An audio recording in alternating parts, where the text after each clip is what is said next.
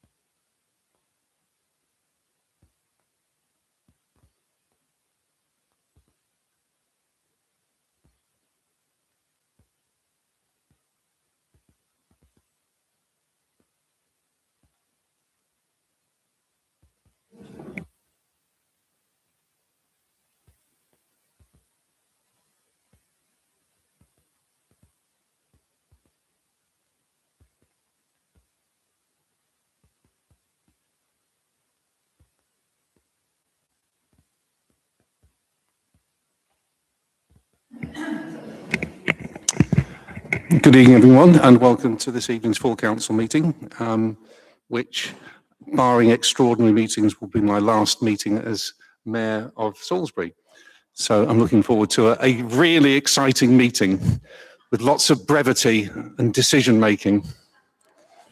Okay, do we have any apologies for absence? Councillors Sample and Corbyn, Mr. Mayor. Okay. Do we have any public questions? None that I've been advised of, Mr. Mayor. Okay. We have one councillor question, which I would like to defer to later in the agenda, where there's a relevant motion to that question. Councillor Taylor. Okay.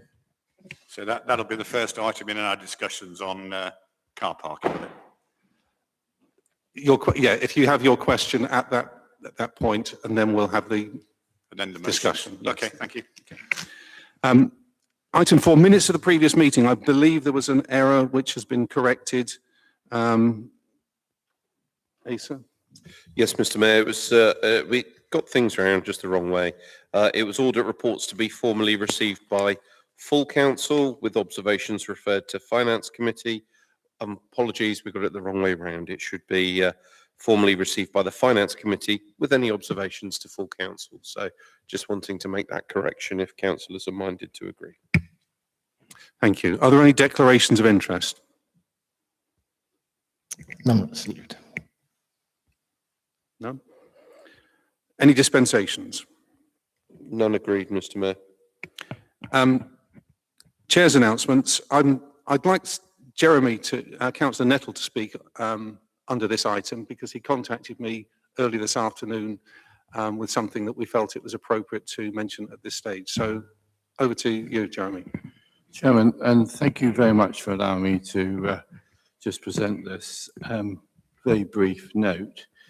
As many of you will remember, March the 4th, 8 years ago, was the horrible incident that took Salisbury by storm, which was, of course, Salisbury poisonings, or the Novichok incident. So I'd like us to pause to remember the Salisbury Novichok incident and the profound impact it had on our city and its people. We offer our heartfelt thanks to all who stood steadfast during those difficult days. The emergency services, the scientists, our NHS teams, Wiltshire Council, the Army and Salisbury City Council, and the many community groups and the residents who supported one another with courage and compassion. We acknowledge the businesses and individuals who endured months of uncertainty, and we recognise the remarkable resilience that helped Salisbury begin to recover and rebuild. Thank you, Mr. Chairman. Thank you, Jeremy. Thank you for bringing that to my attention and for those words. I'm going to be very brief with my Councillor last. Matter of order, Mr. Mayor. It is regarding the exempt item. I don't think it should be confidential. Under what legislation or good practice guidance inform this proposal to be exempt? Can I interrupt you there, please? Can we follow the agenda, please? It's not appropriate. It is a matter of order in terms of order of the agenda. Asa. Thank you, Mr. Mayor.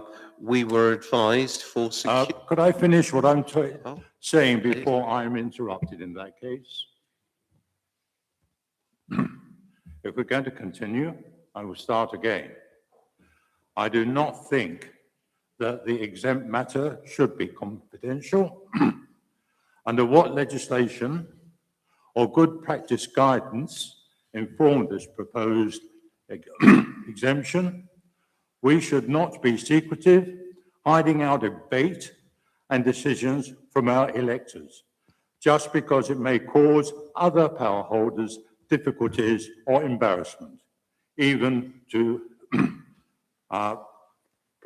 Salisbury office holders. I cannot support this motion, and I think it should, in its present state, as an exempt item. And I would like somebody to support me on this, please.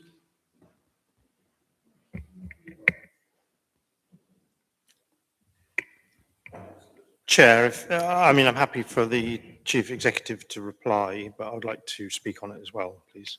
Okay, Asa, would you like to respond to that? Yes, Chair. We were asked to, given the detail of the event, the day's event, and the individuals that are involved in this day's events, at this stage, we were asked if we could maintain a level of confidentiality for security reasons. That was reason enough for me to say, yes, I was happy for this to be exempt. There is nothing secretive in what is being debated. We have been asked for security reasons to maintain a level of confidentiality at this point. And therefore, as the responsible officer for making that decision, I was in agreement with the security services to make that as agenda item exempt. Councillor Dalton, you wish to speak?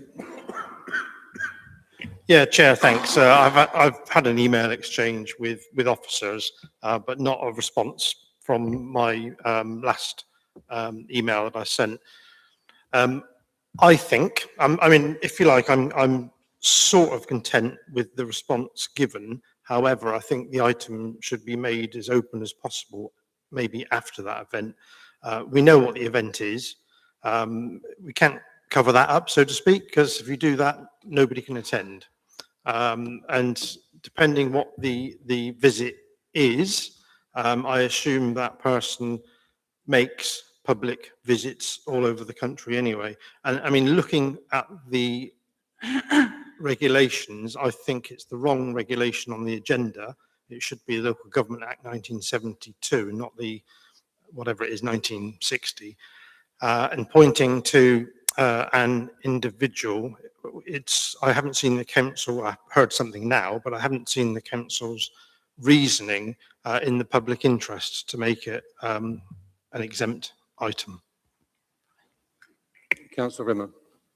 I was just going to say, as someone who works somewhere where we regularly have these sorts of things, it is completely normal to not announce these things at all until the moment. In fact, you're not allowed to, because if you did, then the whole thing would have to be cancelled. It happens frequently with VIP visits of any description. So if we were to discuss it openly, then we would no longer be able to do it, I'm sure.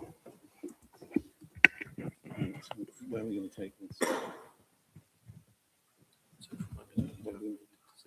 Sorry? Yeah, so it remains. Yeah, if it needs to be discussed, it can be discussed. Okay, I think at this point, without going into full discussion about whether something should be exempt or not, it would need to be deferred to the next meeting, because for the purpose of this meeting, it's been declared exempt by our CEO, and I think we need to respect that. Obviously, it can be reviewed, and we're a long way ahead of the event to which the exempt item refers. So I think we need to leave that for this evening and move forward. Councillor Charleston. Thank you, Chair. Apologies not to disagree with you, but isn't that the point of item 22 is we have an item on the agenda to consider exclusion, the resolution of which is that we take the meeting into exempt. If we decide not to, at that point, Right. Happy to take advice on that. You're absolutely right. There is a decision point there for council to decide whether it would like to go into exempt status.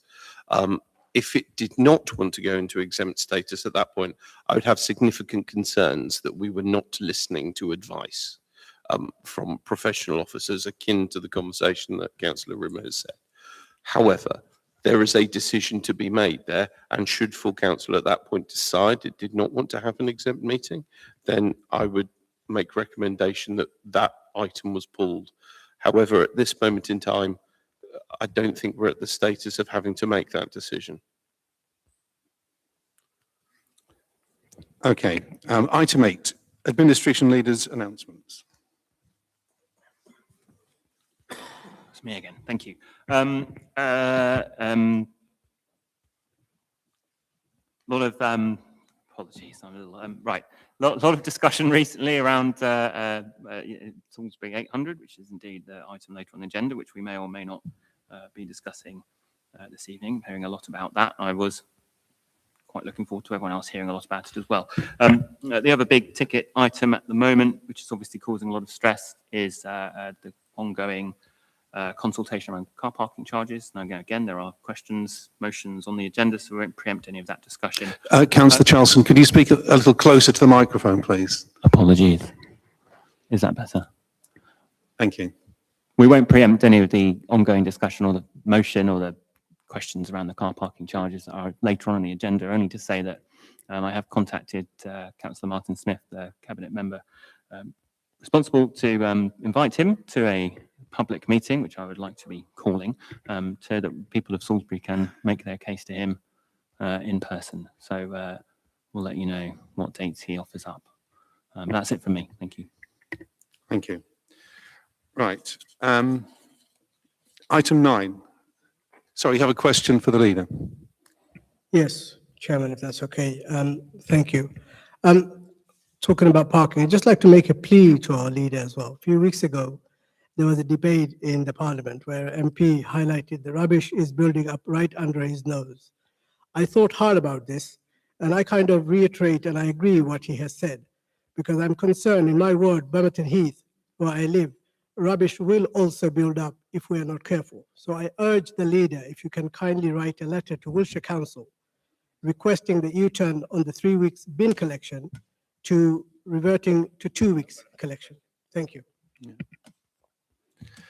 I think at this point, we need to indicate that that is not a question in relation to the leader's speech, and it's also to do with a Wiltshire Council issue, which isn't to do with the current administration of this city. I agree, Chairman. He Directly. mentioned about the parking charge, so I thought the bin collection is also a huge issue, which Wiltshire Council is making the decision. So I'd urge our leader to write to the Wiltshire Council, see if we can U-turn the decision of the dustbin The collection. parking too. issue is an agenda item which has been raised previously. Can we move on to the next item, please, which is item 9, changes to committee membership.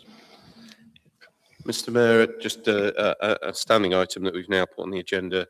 If there are any changes for councillors or indeed group leaders, just to notify us. If there are none, then we can move on to the next agenda item, sir. Okay, we have referral of minutes for Finance, Planning, Commercial, Community, Planning and Finance Committee. Can we accept those as accurate minutes in a block? Any objections to that?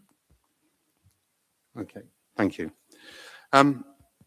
Update from outside representatives. I'm going to go through and give everybody opportunity to speak. Councillor Johnson, the Disability Interest Group for Salisbury. Yeah. So I have a brief report from Disability Interest Group. So DIGS have continued to provide drop-in surgeries with 8 clients supported in Harnham at the Old Mill, the United Reformed Church in town, and at the Old Sarum Community Centre. Their one-on-one consultations are also in strong demand, with 16 sessions held this year, and another 9 are already booked in for March and April. They're tackling complex, critical issues, PIP benefit claims, housing, adult social care needs, send help and signposting support for children out of school. Crucially, they are advocating for clients who currently feel unsafe leaving their own homes due to poor pavements and inconsiderate neighbours. Looking ahead at their 2026 campaigns, DIGS is determined to help Salisbury businesses go above and beyond their Disability Discrimination Act requirements. They're making a real push to improve accessibility in our shops and establishments. And with the backing of City Council and local businesses, they're campaigning to raise awareness about the red safety cords in disabled toilets. To ensure the disabled community's voice is heard everywhere, DIGS has also been an active presence at Safer and Supportive Salisbury and the Bemerton Heath Interagency Group meetings. DIGS are currently working with Wiltshire College Salisbury to develop a new website, providing valuable opportunities for students to understand and apply digital accessibility requirements. To keep up with growing demand, DIGS are building capacity. They now have 2 fully trained assessors with a further 4 in training, and they are also looking to employ an admin assistant. And that's it. Thank you. Thank you. Any questions relating to that report? I hope not. I don't think we have Okay. questions. Thank you. Councillor Ryder, Allotment Association. Thank you. Just for information, we've got 788 allotments actually in Salisbury. that isn't just 788 people using the allotments. A lot of those are couples and families, and young families in particular are growing. Currently, only 755 are rented, and apparently there is only one plot that is in an unusable state. But the ground team are due to start clearing this plot next week. I've asked wardens to check the data. 26 warning letters were sent out to tenants last year, and 15 people were given notice to quit. On average, it takes about 3 weeks to get a site relet. However, it can take up to a year to relet plots on popular sites. Some are much more popular than others. The allotment strategy was accepted at the Environment Committee and is now available to all. Allotment tenants and outlines roles and responsibilities not only of the tenants, but of this council also. There are still challenges. Beekeeping forms have been sent out to all tenants previously registered as keeping bees, but we don't know if new people have got bees. Only one has returned all the necessary paperwork. That affects insurance. So that needs now to be followed up by the City Council. The same with keeping of livestock, which means chickens. There is still concerns around the waiting list. It appears that some people are still waiting up to 4 years, but other people seem to get an allotment much quicker. And the upkeep of allotment sites, particularly with regard to vehicle entrances due to potholes, is an ongoing problem that is proving challenging, and I'm working with our environments team to sort that out. Thank you. Thank you, Councillor Ryder. Any questions for Councillor Ryder on that report? Okay, we look forward to hearing again in the future about progress against some of those issues. Councillor Charleston, Wiltshire Creative. I have nothing to report, I'm afraid. Nothing to report. Councillor Foster, Similarly, Salisbury Museum. nothing to report this evening. Thank you. Councillor Bolwell, Bus Partnership. Nothing to report this evening, Chair. Councillors Nettle and Brown, Salisbury Conservation Area Panel. Just a few comments, Chair. So Salisbury Conservative Advisory, Conservation Advisory, got wrong Conservative then, didn't I? We'll start it again. Salisbury Conservation Advisory Panel. So this is a group of people that meet, including highly specialists in architecture, so architects, civic service, and Councillor Dalton, where I saw him somewhere, also attends on behalf of Wiltshire Council. What we look at mainly listed buildings at risk, enforcement, and recent planning applications. So, for example, anything that's happening in the close regarding schools and things like that, then the advisory panel looks at that.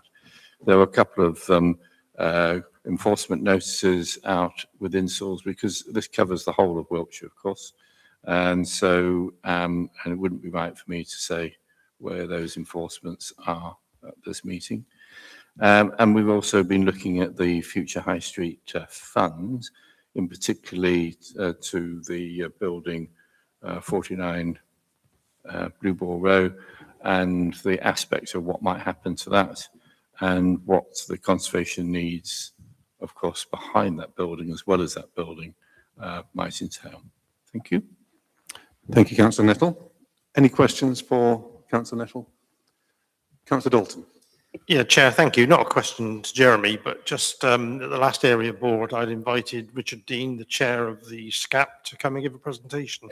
And it was very well received and a great presentation from him, I think. Thank you. Local highways. Councillor Corbyn's not here. Councillor Brown.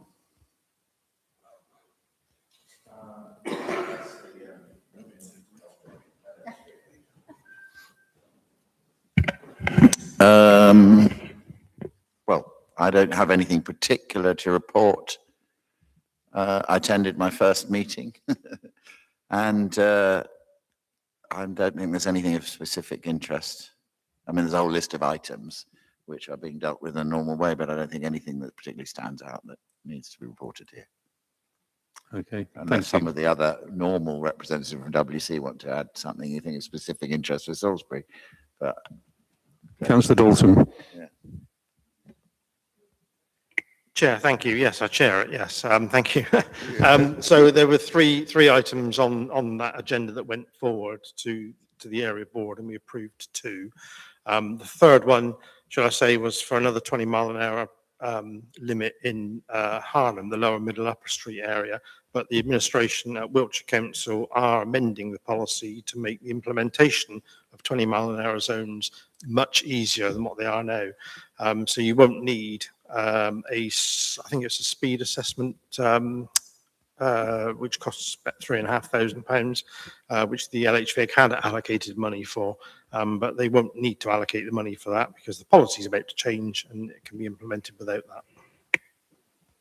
Thank you. And finally, the Environment Action Group, Councillor Riddle and Councillor Bulwell.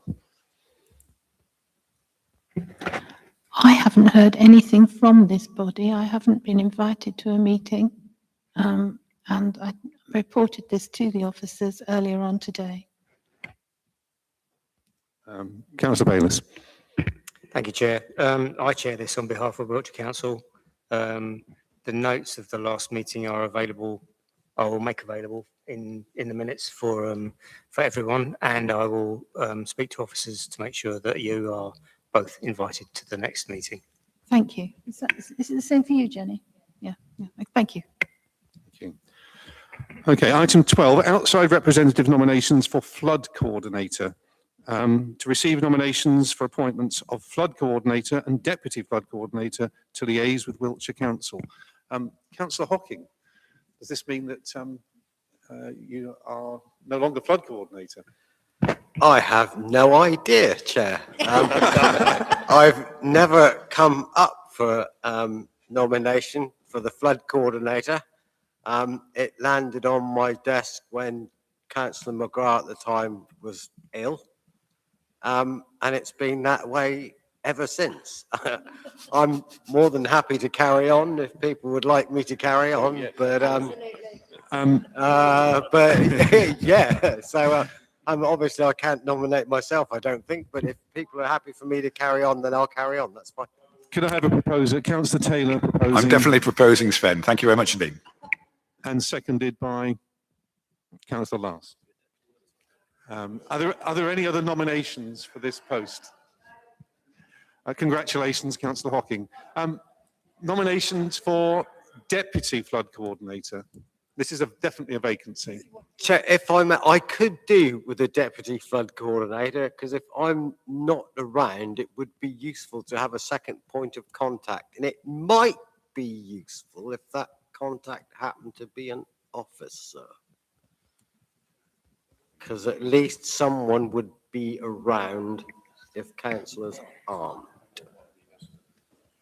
Yeah, sorry, so this request was from Mark Reed. I apologise, I thought he messaged you about this for the email, yes, and they were asking for a deputy to also be with the chair. Right, so the request has come from Mark Environmental Reed. Services for Yeah, a from Mark councillor to Reed, yeah. deputise in the absence of Councillor Hocking. Yeah, and So I think we need to respect that. Is there anyone who would like to nominate a deputy? Are there any nominations? I could certainly go in and ask Mark if it can be an officer for you, Sven, if that's okay. Okay. Yeah. Come the time if something does happen, then there would be sort of a bit of officer support and not reliant on someone like me to go, hey, hang on a minute, I think we need to do something. But that's a suggestion. Councillor Hock.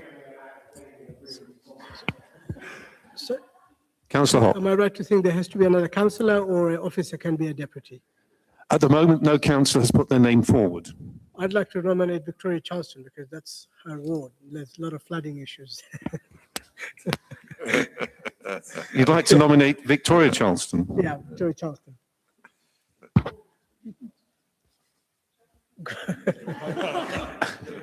I think we'll do well. Yeah. Okay, do we have a seconder for that? Councillor Sam Charleston. I was going to volunteer for myself, so if I can nudge it to the right, so much to the good. Are there any more nominations for this important post?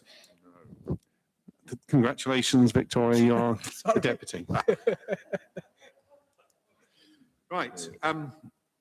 Item 13, budget monitoring report. Steve. Good evening, Chair and councillors. So this is the standard budget monitoring report. You've seen the format before. This takes us up to the end of January, 10 months through the year. It's at face value, it's very good news, but there is a sting in the tail. If for those of you who've read the report, you'll see. So if you jump to Appendix A, where all the numbers are, right down bottom right-hand side, you've got £842,000 underspend as at the end of January, which is clearly much better news than if it was any type of overspend. Some of you may be concerned that this is similar to last year, where there was a large underspend at the same time of year. And we may get the complaint that we've over budgeted. But just to remind you that officers and yourselves, councillors, in the full council approved budget, you recognise that there's an element of over budgeting, and therefore there's a cost improvement plan in for next year where £250,000 of either expenditure reductions or income increases will reduce this level of underspend. So that's acknowledged. However, back to this year, this is good news.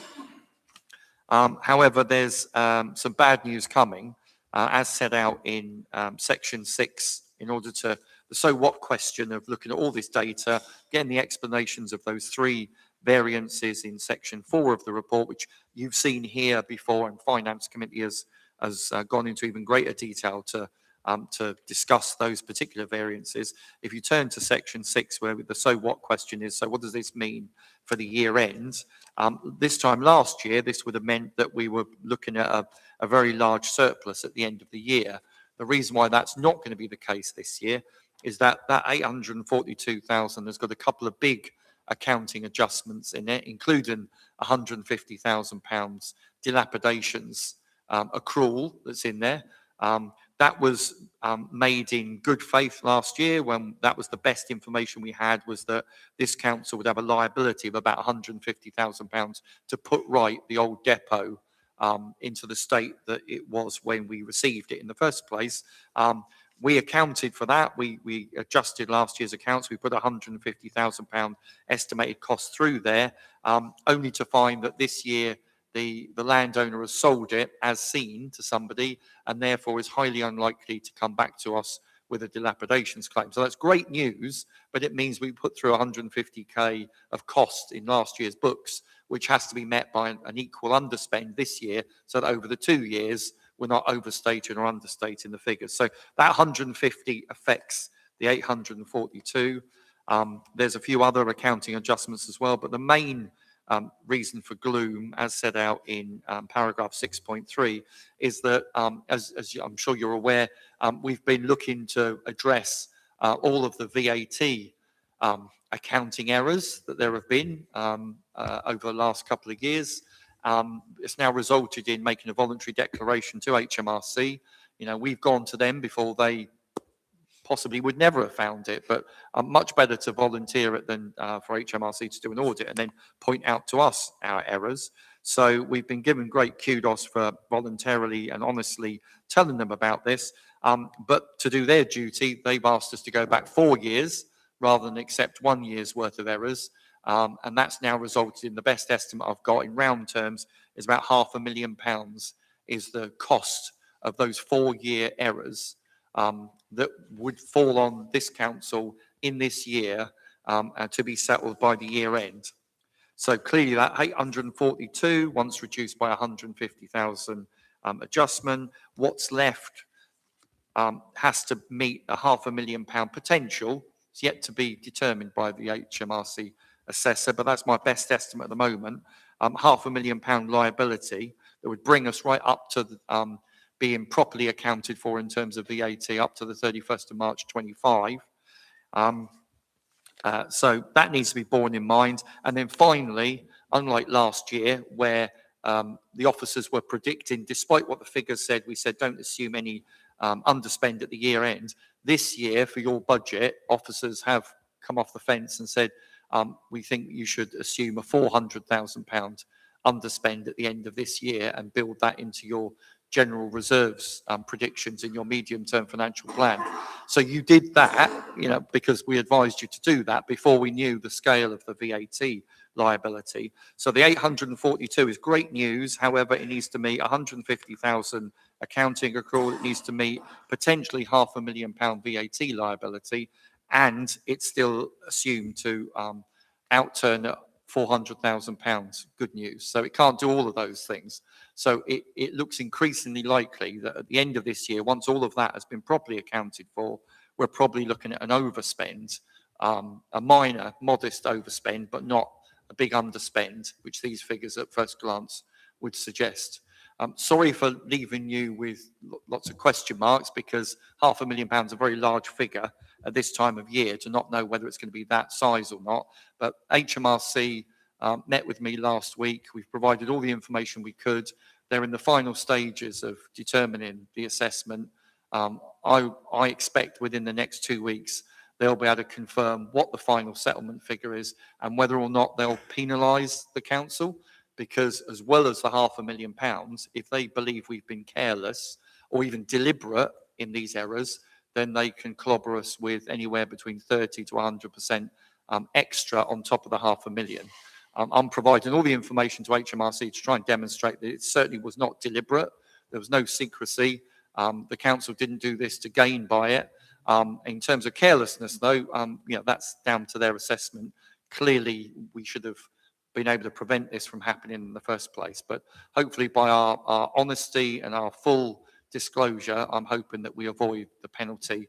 But that will still be a cost of anywhere between £400,000 and £500,000. So as soon as we've got any news, certain news on that, I'll obviously communicate that to councillors, because that'll have a big impact on the outturn. Happy to take any questions either on the detail or on the high level. Are there any questions from councillors? Councillor Rimmer. Thank you. On the VAT issue we were just talking about, do we know any other councils that have had similar situations? And because it says here this is an exceptional case, do we have any indication of the likelihood that it's going to be reduced, or the likelihood that it could be more than the £500,000? And is my first question. And my second one is,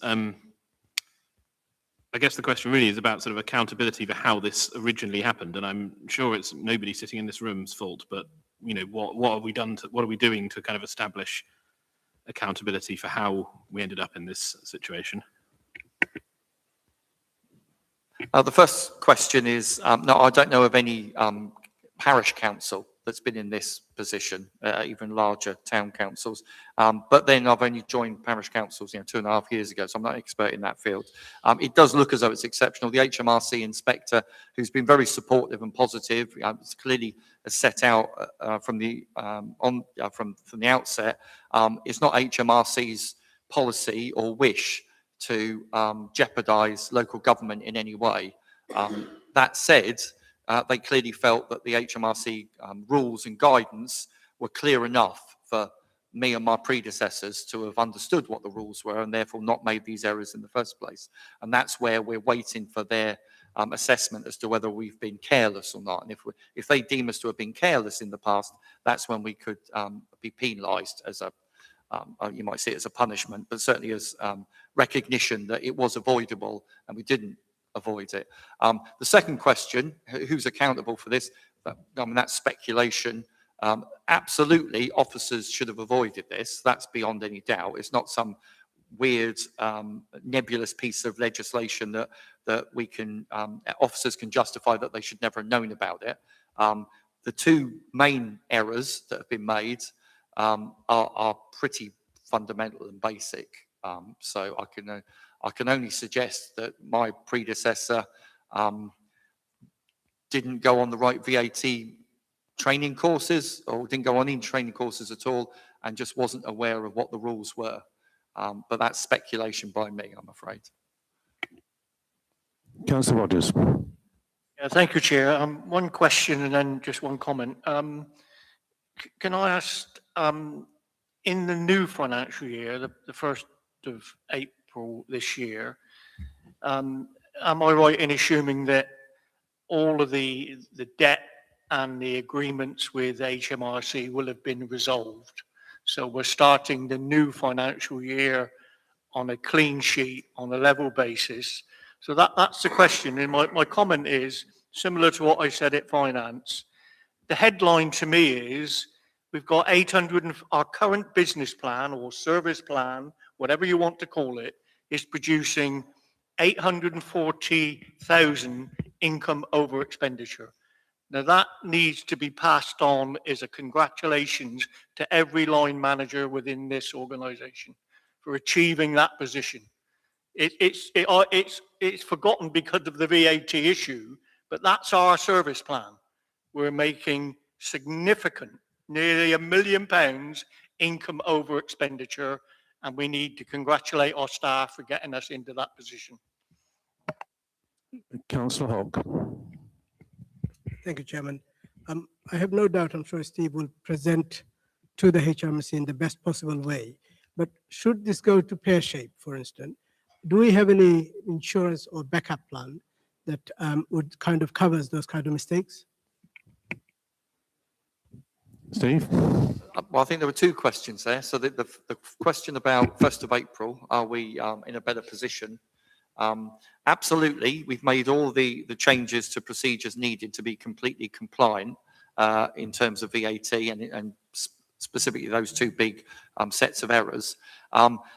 That doesn't necessarily mean that there's no more liability coming, because for a portion of 25-26, the early months of this year, there were some of the improvements that we hadn't made at that point because we weren't aware that we were non-compliant. So we're not looking anywhere near £500,000. We're not looking anywhere near 100,000, but there could be a few tens of thousands of pounds of liability for 25-26 that we won't know until the end of this year. So we will still owe some money. It'll be of a much smaller scale that can probably be paid by way of an adjustment to the quarterly VAT return, which shows you that it's within the normal business adjustments regime. You don't have to do a voluntary disclosure. But in terms of all of our procedures, absolutely, yes, we've made all the changes to our procedures needed, and the inspector has been happy with that. And that's part of our mitigation. I'm hoping that they take a more generous view in terms of not penalising the council, because they can see that not only have we put our hands up and been honest with them, but we've made the changes to our procedures as well to prevent this from happening again. Thank you. Councillor Hocking. Chair, thank you. Just to pick up on Councillor Rogers' comment, if we've managed to return £1 million to reserves last year and £1 million the year before that nearly, and somewhere between £400,000 and £800,000, I would think then rather than us returning that money to our reserves, perhaps we should be returning that to our residents in form of a tax cut. Because if we've been making that many savings, perhaps we shouldn't have been asking for the money off our residents in the first place. Thank you. Councillor Hogg. Chairman, I didn't quite understand my answer. Yes, so in answer to Councillor Hogg's question. Yes, let's say if that goes to pear-shaped, obviously everybody makes mistake. Are we some sort of insured in order to have that kind of covers? No, so you can't insure against being non-compliant with the law and not paying taxes over. So we're not covered in terms of an external party covering that risk. The risk mitigation we've got is our general reserve. So as we've always talked about for the last 2 years, the importance for having the policy that sets out a minimum level of general reserve at about 1.4 million is for these unexpected events. This should have been avoided. I'm not suggesting that we should be having a general reserve to make up for errors made by officers. However, it's there for all sorts of reasons, for unpredictable events and for liabilities coming out of nowhere. So we have got, thanks to last year's large surplus, we are in excess of the council's policy in terms of our general reserve. If you want to look at a worst case, so a worst case is if the HMRC determined that there was an element of deliberateness about this, they can go back further than 4 years. And that then opens, the liability to a much greater number than £500,000. There's no indication that the HMRC has reached that conclusion yet. Everything in all the conversations, I think they've accepted that this was incompetence rather than deliberate. If they believe it's just a mistake rather than deliberate, they only go back 4 years. So the maximum liability for those 4 years without any penalty is the £500,000. So that's sort of worst case. However, if HMRC determine that there's an element of carelessness, they can impose the anywhere between 30% and 100% of the £500,000 on top of the £500,000 plus interest. So if you added all that up, councillor, it would still come to a figure that's less than the total of our current general reserve. However, it would wipe out most of that general reserve, and all the good work that's been done for the last 2 years would be undone. So we're still hoping to mitigate and minimise it to less than £500,000 if at all possible. If we can do that, then we still keep the majority of the general reserve for use another day should we need it. Councillor Johnson, Councillor Foster. No, thank you. I just wanted to make a comment based on two earlier councillors' points, and I think to sort of reiterate congratulations for the hard work and reminding everyone here we need a general reserve. So the notion that after 2 years of turning this around and going from effectively bankruptcy to this good news story, we shouldn't automatically hand that money back in terms of tax cuts, because we'll go back to where we were of being bankrupt. So I think everyone should slow down, congratulate everybody for an exceptional year of getting us back to having a general reserve. And let's leave it at that for the moment before we start talking about, well, this just shows we've got too much money in Salisbury. We don't. We were bankrupt. We need general reserves. And I just want that on record unless someone disagrees with that. Thank you. Thank you. And I think I'd like to make a point here that I'm correct in saying that when officers project their costs for the year, they're based on historical costs. And they are expected, I understand, to make efficiency savings and generate income. It's very hard to calculate in advance how much efficiency savings are going to save us and how much your income that's going to be generated will be, because that depends on a whole variety of variables of which we're not in control. So I think, as you say, we are actually moving in the right direction in terms of financial management. Any further questions for Steve? Councillor Rimmer. Thank you. I just think it's probably also worth noting from what Steve just said that if HMRC did decide that it was, rather than incompetence, that it was deliberate in any way, then that could potentially lead to the individual or individuals who were involved at the time being liable for fraud or negligence or something of that nature, for which we could, try to recover the costs in that way rather than via us ourselves. Thank you. Any further comments? Councillor Dalton. Chair, thank you. Third time lucky. Yeah, I mean, great work, Steve, and thanks for sort of a clear, concise and explicit report, which I can understand, which is always good on when it comes to finance. I think you're right, what you've said. It's, there were big, shall I say, scaremongering stories, was it a year ago on the council's finances?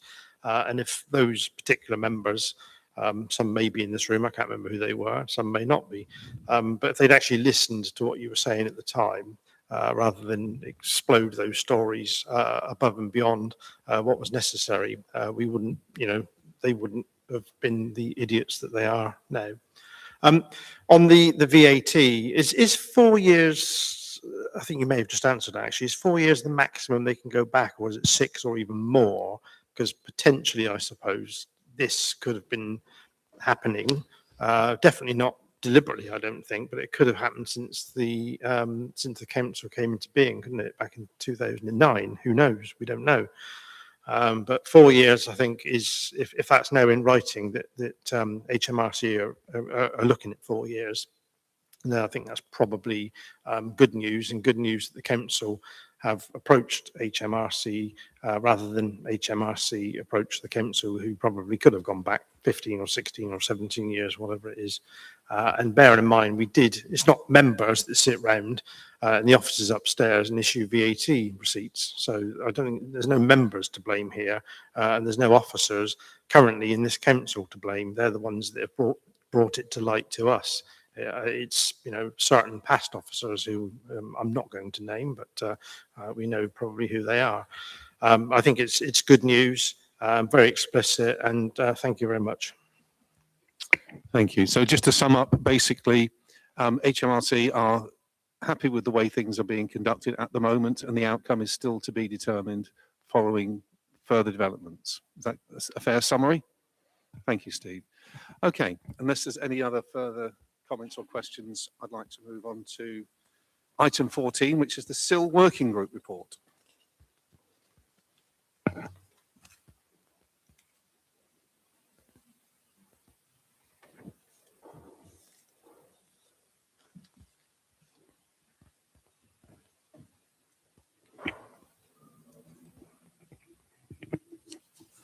Thank you. Before I go through the report, I'd just like to point to a few elements within it which are incorrect or need further explanation. So the first of those relates to point 4.6 and in the recommendations 7.1.7, which makes reference to us seeking 5% potential SIL funds to support administration or project officer costs relating to SIL. And we're currently investigating whether or not this is feasible. It's been brought to our attention that we may not be entitled to this. So I'm just flagging it up with members at this point. We'll look into that further and come back with clarification to the group who take this work further forward. The second amend is just to say that within this paper, we have a scoring matrix with some worked up examples. And we just need to reflect that we are all on a learning journey as far as SIL and our planning requirements. And it may be that we have to further amend that scoring guidance to further reflect SIL guidelines around the NDP. And I'm very grateful to our colleague, Andrew Hunt over there, who has been doing some deep diving into SIL of late and the latest good practice guidance. And we know that SIL is a tool to fund infrastructure that's needed to support development and to help us cope with growth. We know we need to do further work to ensure that there's a stronger alignment with our Salisbury neighbourhood development plan. And there are some recommendations that are coming forward which will go to the group who take this work forward around the potential gateway checks that we might want to put in place to ensure that we are absolutely in alignment with SIL's requirements from a compliancy perspective. So I just wanted to flag that up. And thirdly, in Appendix D, we have some worked up examples and scoring. And I'm sorry to say that there's a typo in there. I think it was to do with Penny and I doing some last minute scoring. And we put in that there was a 3.03 score in Appendix D, for example, A, which should have been a 2.85 score. So I'm terribly sorry if that confused everybody in terms of working out those percentages, because they didn't make sense in the published papers, but they do and have now been amended for this evening. So my apologies for those. Okay, so moving on to the report. So this report is coming back from the officers who have sat as part of the SIL working group. So that was Asa and myself and Penny Muxworthy from corporate. And the working group, their role was to recommend a cross-party group to recommend a model to full council for the spending of SIL monies. The background is in the report as stated. And as it says in the report summary, there were 4 main items, which was the report outlines the discussions, considerations and recommendations from this working group. The group met 3 times. I have to say this paper does not reflect a unanimous decision based on those working group members' experiences. It was a majority vote, but we are very aware that there is more work to be done by, again, the group that take forward this scoring, and there is more to do. But the group were able to recommend model criteria for assessing projects, albeit those needing further work, and they recommended that the work should be carried out by the Communities Committee. And alongside a scoring matrix, the recommendation was that a stakeholder engagement plan is adopted, which sets out how communities will be informed, engaged, and able to be involved in the application process. It was recommended that further decisions should be decided by the Communities Committee going forward. So a little bit more detail. The principles that the working group were working towards are set out in 3.2. As discussed, the working group met on 3 occasions during which we considered what monies can be legally spent on and by when. We considered what similar parish councils do. We looked at best practice in terms of the National Association for Local Councils, central government guidance, and looking at other parishes of a similar size to identify what does best practice look like in terms of how funds could be allocated. We looked at how best to encourage an engagement with and by communities of various sizes, alongside engagement with members and officers, what types of things should be considered in community applications, and when applications should be considered, so how many times a year. So the recommended changes are that there's the introduction of an application process for groups to bid for SIL. These can be community-based, elected councillors or council officers who could come forward with projects, or businesses, for example. We recommended that the forms be designed so that they align with SIL scoring priorities, and that this sits alongside the community grants for ease of application forms. So there would be some form of online portal to make it more efficient for officers and for the panel who'd be considering decisions coming forward. In the appendix, we have a draft scoring matrix and a weighting schedule for use by the scoring panel, which includes an initial sift, and then a stage 2, which would be detailed scoring and weighting of projects, and stage 3, applying banding to aid decision making. Again, these could all be further refined at the next stage if that group determined that that's what should happen. It's felt all applicants should receive feedback, including those who are unsuccessful, and that there's signposting on to potential other alternative funding, or that people are asked to reapply with more information should they have submitted an insufficient detail within their bid. There was a recommendation that responsibility for SIL and its allocation should sit with myself as the head of community services and the Community Services Committee, but that we would get additional support from corporate services. And I know that Andy and I have been having some discussions about his expertise around planning and how useful that would be as part of this scoring criteria and further sifting information. As I've already mentioned 4.6, so we won't dwell on that one. We'll just find out the information and report that back to whoever takes this forward.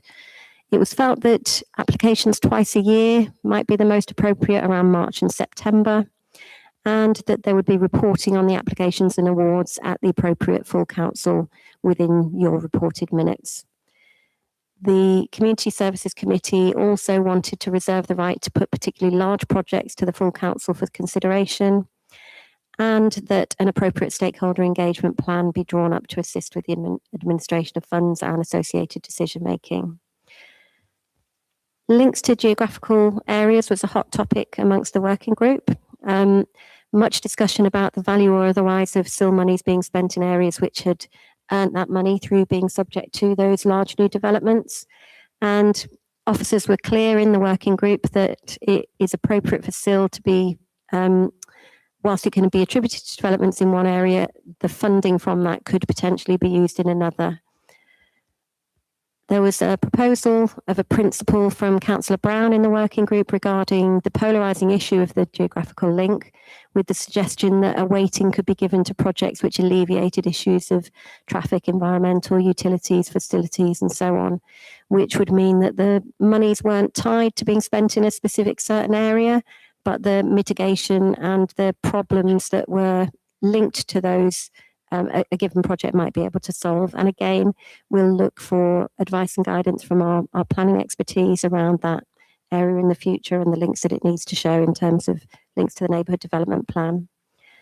The principle was generally agreed, albeit the weighting was quite polarising.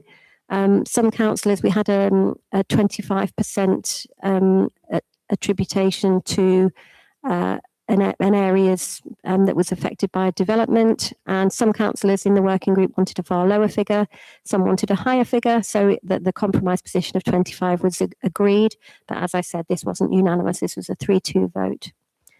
The community stakeholder engagement plan is appended in C, which sets out how communities can input into the SIL process, and it's intended that community comments received on applications will be incorporated into committee reports to inform decision making. And we move to recommendations, which are, it's recommended full council approves the working group's recommendations, including that the work of SIL monies is included in the responsibilities of the Communities Committee and the Head of Communities. And that an online portal application process is agreed, that we receive applications twice yearly in March and September, officers to advise on whether projects meet the basic SIL threshold with planning advice and guidance, and officers to give a rationale on grading for the committee to decide, and then the committee reserving the right to take larger applications direct to full council. As I've said, we will table 7.1.7 at the moment, and we'll come back to the further delivery group in relation to that issue. It's recommended that the stakeholder engagement plan be approved by committee, and that appropriate and relevant feedback be offered and given to all applicants, whether successful or not. The implications are as set out in the report, and I'm happy, along with Asa and potentially Andy, if there's a planning expertise question, to receive any feedback. Thank you. Thank you, Louise. Do we have any questions? Is there an order here? Councillor Rogers. Just one small factual correction, Chair, at 2.3. Pride in Place is a designated area called Bemerton, not Bemerton Heath. It's solely Bemerton. It covers 2 electoral divisions, but the award is for an area called Bemerton.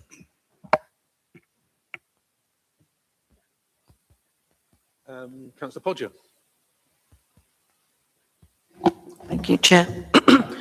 I was part of the SIL working group, and I do just want to mention it was quite a difficult group to be part of.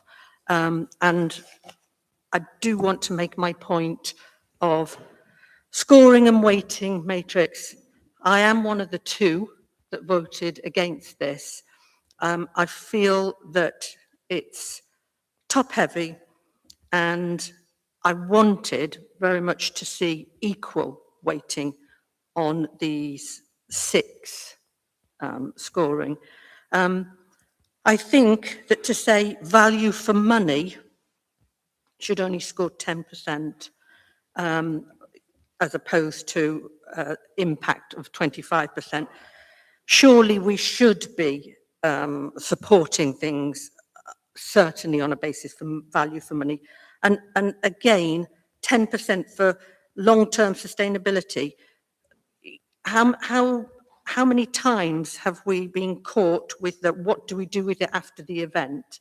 So again, these were all my reasons for wanting to see the weight for each of these columns to be equal. Thank you. Thank you. Councillor Riddle. Yes, Chairman, I had the unenviable task of chairing this group, and I think that we took it as far as we could. It was very difficult to reach agreement.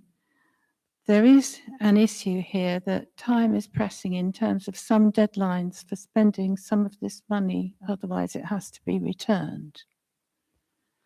And I think the first most pressing deadlines really are starting July, and then some more in December.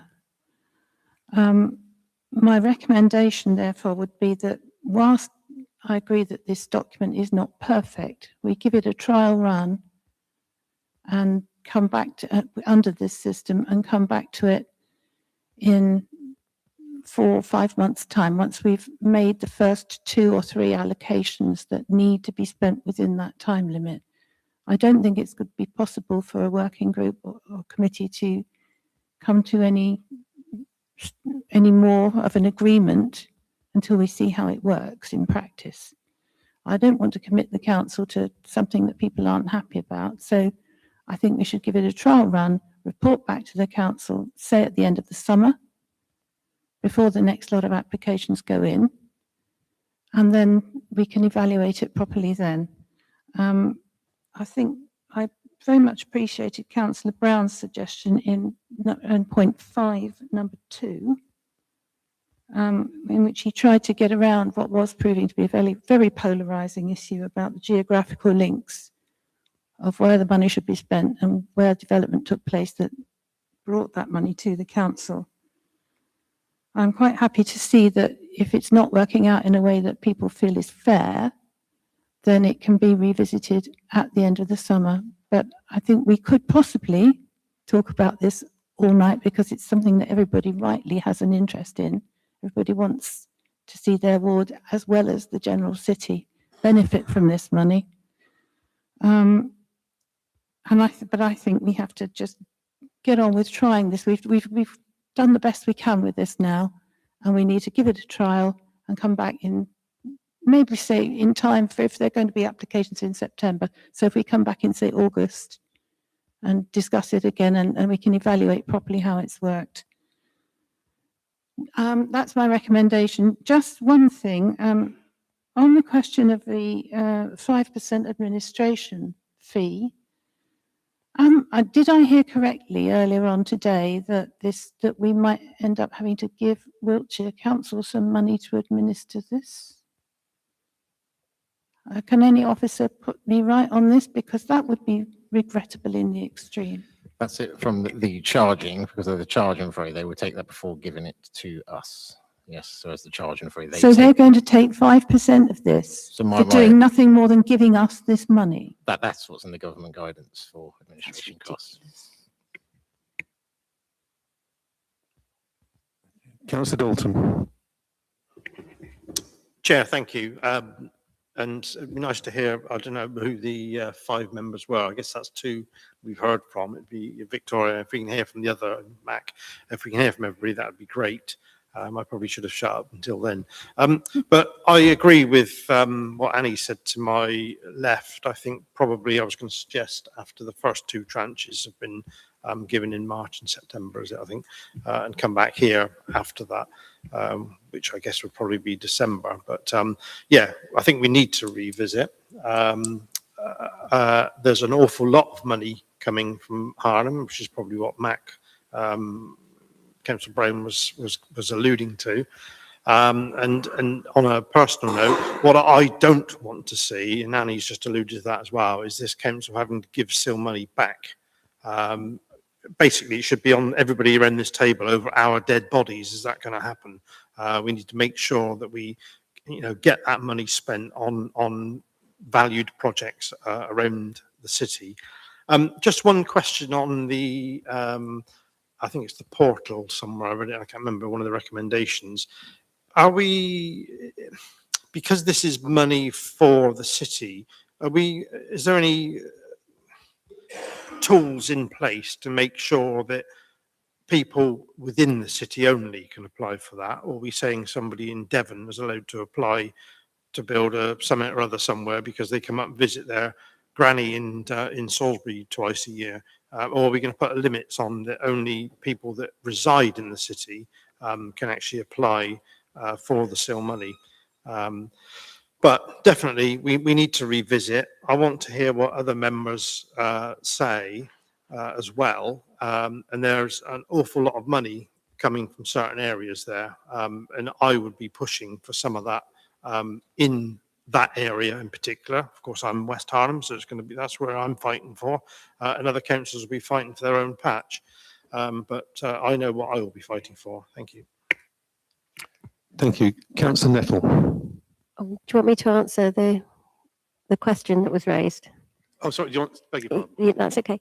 In relation to the matrix, we do have some weight attributed to if the community comes forward with proposals, the local community comes forward with proposals, or if it has local community support for those proposals. So that element has been incorporated within the scoring. In relation to whether or not anybody could come external to Salisbury and wish to have a project taken forward, my understanding is that it would still need to align to the local development plan, and it would need to increase the infrastructure within Salisbury for the benefit of Salisbury residents. So I'm not sure if there's anything in addition that needs to be added, Andy?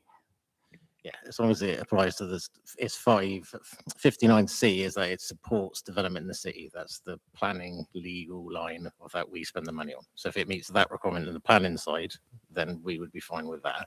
But the portal is a different bit, okay?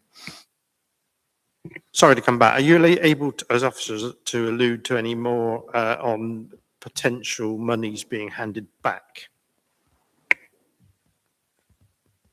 Lisa? Thank you, Chair.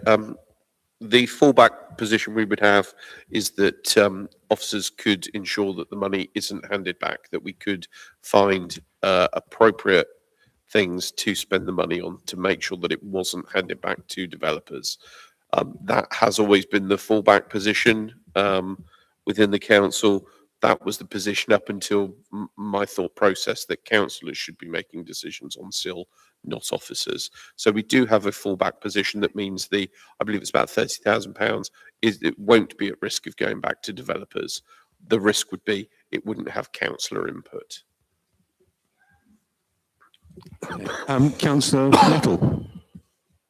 Thank you very much, Chair. First of all, I'd like to congratulate the team for putting this together, because we had nothing before, and now we've got something. We may not like it, we may want to play with the edges, tinkering it, and of course, weighting and ranking is always a difficult decision.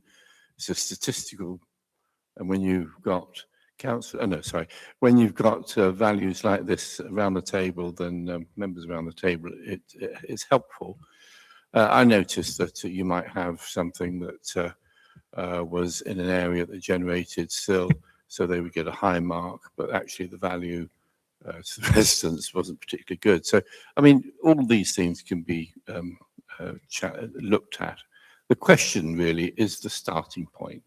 Let's get on with this, because here we are now, moving through the year quite rapidly, and as we've heard, there are some fairly urgent ones that are popping up, and I noticed on the table, you can see when the earliest one, which was about 8 years ago. So people will be making inquiries if I was a developer, seeing what we've done with it. My understanding, going back to Wiltshire, and that needs to be checked, that Wiltshire have an admin fee of 5% of the total SIL monies that comes into Wiltshire. Whether they can charge another 5% for passing it on to Salisbury could be challenged. The second point I'd like to make here, which I think is quite important, the dates, well, the suggested months we've put in there is March and December. The next communities meeting from the timetable is June. So we've lost an opportunity to put something in for June, which is quite a few months away. And we've got to wait till next March, a year, or December, which is even further. So I wondered if we should take that into consideration at this stage and may not be too rigid, or maybe have an extraordinary communities meeting to satisfy that. Lastly, I don't think it's been discussed, and that is, and it's a sort of a memory I have from working in public sector, when people want to give you money and there's no revenue costs to support that once you've developed it. So any of these SIL opportunities, we must consider what's the revenue consequences and who actually is going to pick up those revenue consequences. I don't see that in the paper, but as I say, congratulations to everybody. Thank you very much. Louise, did you want to respond to that? I think they're really valid points. And I think we do talk about kind of exit strategy and sustainability as part of the scoring criteria. And that absolutely does include us wanting to know more about the ongoing liabilities of anything that comes in as far as infrastructure costs. So we have got that element in mind. Thank you. Councillor Victoria Charleston. Thank you, Chair. Yes, I sat on this group, so I attended the 3 meetings, and I'd agree they were challenging, but I think they're also incredibly exciting meetings. And I think that everybody who attended them contributed an awful lot. There's an awful lot of thought put into what's been put in front of us, an awful lot of contention, but an extreme amount of passion and homework, and people really engaged with it. So I thank everybody, all councillors and officers, for their hard work on it. I think it was a really brilliant piece of work.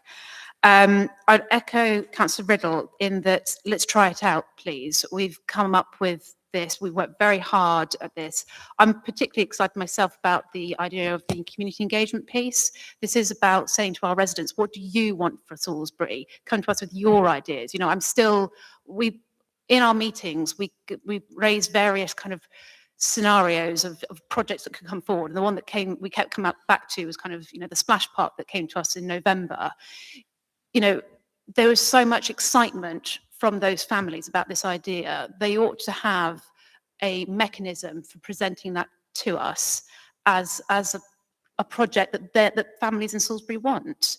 And this is what this matrix gives us. Doesn't mean it's going to happen, but it gives us a tool to explore these options. It might not be exactly right. Let's come back to it in a year's time and try it out. But I think Councillor Brown came up with a really good idea, which is we're talking about impact of development and how we mitigate that. What can we use this money for that's going to make people's lives in Salisbury better, because we've got the challenge and excitement of inviting new people to our city to join us. We talk about new development as being an awful thing, but these are people's homes and people's families who are coming to the city and joining us too. So let's make them feel welcome. So basically, I'd love you to support this. It's an awful lot of work by officers and councillors. Let's try it out. Let's give it a test run. You've got some scenarios there to see how it could work, how the weighting could work, and we can always revise it later on. Thank you. Louise, did you want to respond or comment? No, I'm grateful for the thank yous, and I'd like to say thank you to all the working group, because, I think despite it being exceptionally challenging and full of debate, I think it was really good debate that's enabled us to really get hold of some meaty challenges to take forward. So, Councillor Suddards. Yeah, I've got a question first, which is, looking at the recommendations, there's no recommendation to actually agree that we're taking this scoring matrix, allocation matrix forward. The second part of that question really is, how set is this allocation matrix, and what process is there for ultimately amending it? And thirdly, I still feel as though, we've dug the elephant in the room around the geographical allocation. And when Councillor Charleston's mentioned Splash Park, it makes me doubly worried. An attractive thing which a lot of people across the city might want, but, hoovers up large amounts of money, which doesn't address effectively, the extraordinary development that has and will continue to take place in Harnham. And therefore, the residents of Harnham, I think, ultimately are in danger. Maybe not. I might get proved wrong, because we don't really know how the scoring matrix will ultimately pan out. But there is potential for them to come back and go, fine, we've all scored this wonderful thing through this process, but actually, the people who have had to, suffer the impacts of this development the most, I'm not saying they're the only ones, but the most, could potentially, look at what I think, may turn out to be a pretty unfair outcome. I hope that's not the case, but I would like to firmly register my concerns in this area, ongoing concerns in this area. And I do feel as though we could have gone a slightly different route to address that concern, that elephant in the room, and therefore I do remain worried for the future. I'm not saying we shouldn't go ahead. But I do wonder what we're actually voting for here and what the potential is to change and how we're going to change it if we do feel as though things are going slightly awry. Louise, would you like to come back on that? yes, certainly. I think in relation to the scoring matrix, we do have new information coming forward all the time, which will amend how we need to look at SIL and its use. And, one of the things that is really clear is that we need to ensure there's a defensible link between SIL expenditure and growth, but also in terms of reputation and audit risk and more. So we know we need to do further work on the matrix to ensure that we are addressing that in its most important link to our compliance really with the SIL requirements. In relation to the other elements of the scoring matrix, I think it's been mentioned already. I think it's going to be a suck it and see what comes out of it and see how it's being applied. You can see from the examples that were given in the scoring examples at the back there that we need to find some way of determining between different projects in terms of whether they're ranked or prioritized, whether they're a strategic fit or not. But if something doesn't get over 75%, it may well be that the group who are looking at that determine that it is still has its own merits and needs to be considered in other ways, or that merit is given to something that is in addition to what's within the scoring matrix. So I think it's, this is something that we need to develop and learn from. And as you say, we had nothing. We've now got something which we need to adapt and learn and grow and develop with, but remaining compliant with our requirements as we go. Thank you. Councillor Rimmer. I just wanted to say. Councillor Rimmer. Rimmer, you said. Oh. Sorry. Your hand up. Thank you. So I forgot what I was going to say now. So I'm still not 100% clear. So if we're supporting this, we are supporting the matrix that's in stage 2. I'm not, we are. Okay, because I do agree with what previous people have said, that it's important that we do something on this to make sure that we don't get held up and, we don't want to lose out on the money and we don't want to end up not having oversight over it. But equally, I'm going to find it very difficult to support it with only 10% weighting being on value for money, because I personally see that as being the absolute key of everything that we do. And I find it difficult to think of that as being only 10%. And ditto long-term sustainability, which is effectively also value for money, because if you build something and it isn't sustainable, then you've not valued your money very well. So yes, I think we do need to move forward in some way, but I think it's very difficult to support it with that specific weighting, personally. Councillor Bayliss. Thank you, Chair. First of all, I'd like to thank the members involved in this working group. Something of a contentious subject, particularly for some of our councillors, if not all of our councillors in Harnham, both east and west. You have my sympathies as far as all the development that is going on in your wards and all the disruption you are suffering. But we should also remember that we talk about geography. We're only a small city, so anything that happens in one ward will have a direct impact on any other, particularly where you've got new developments that have no shops, no doctors, no schools, no dentists. Where are these people going to go?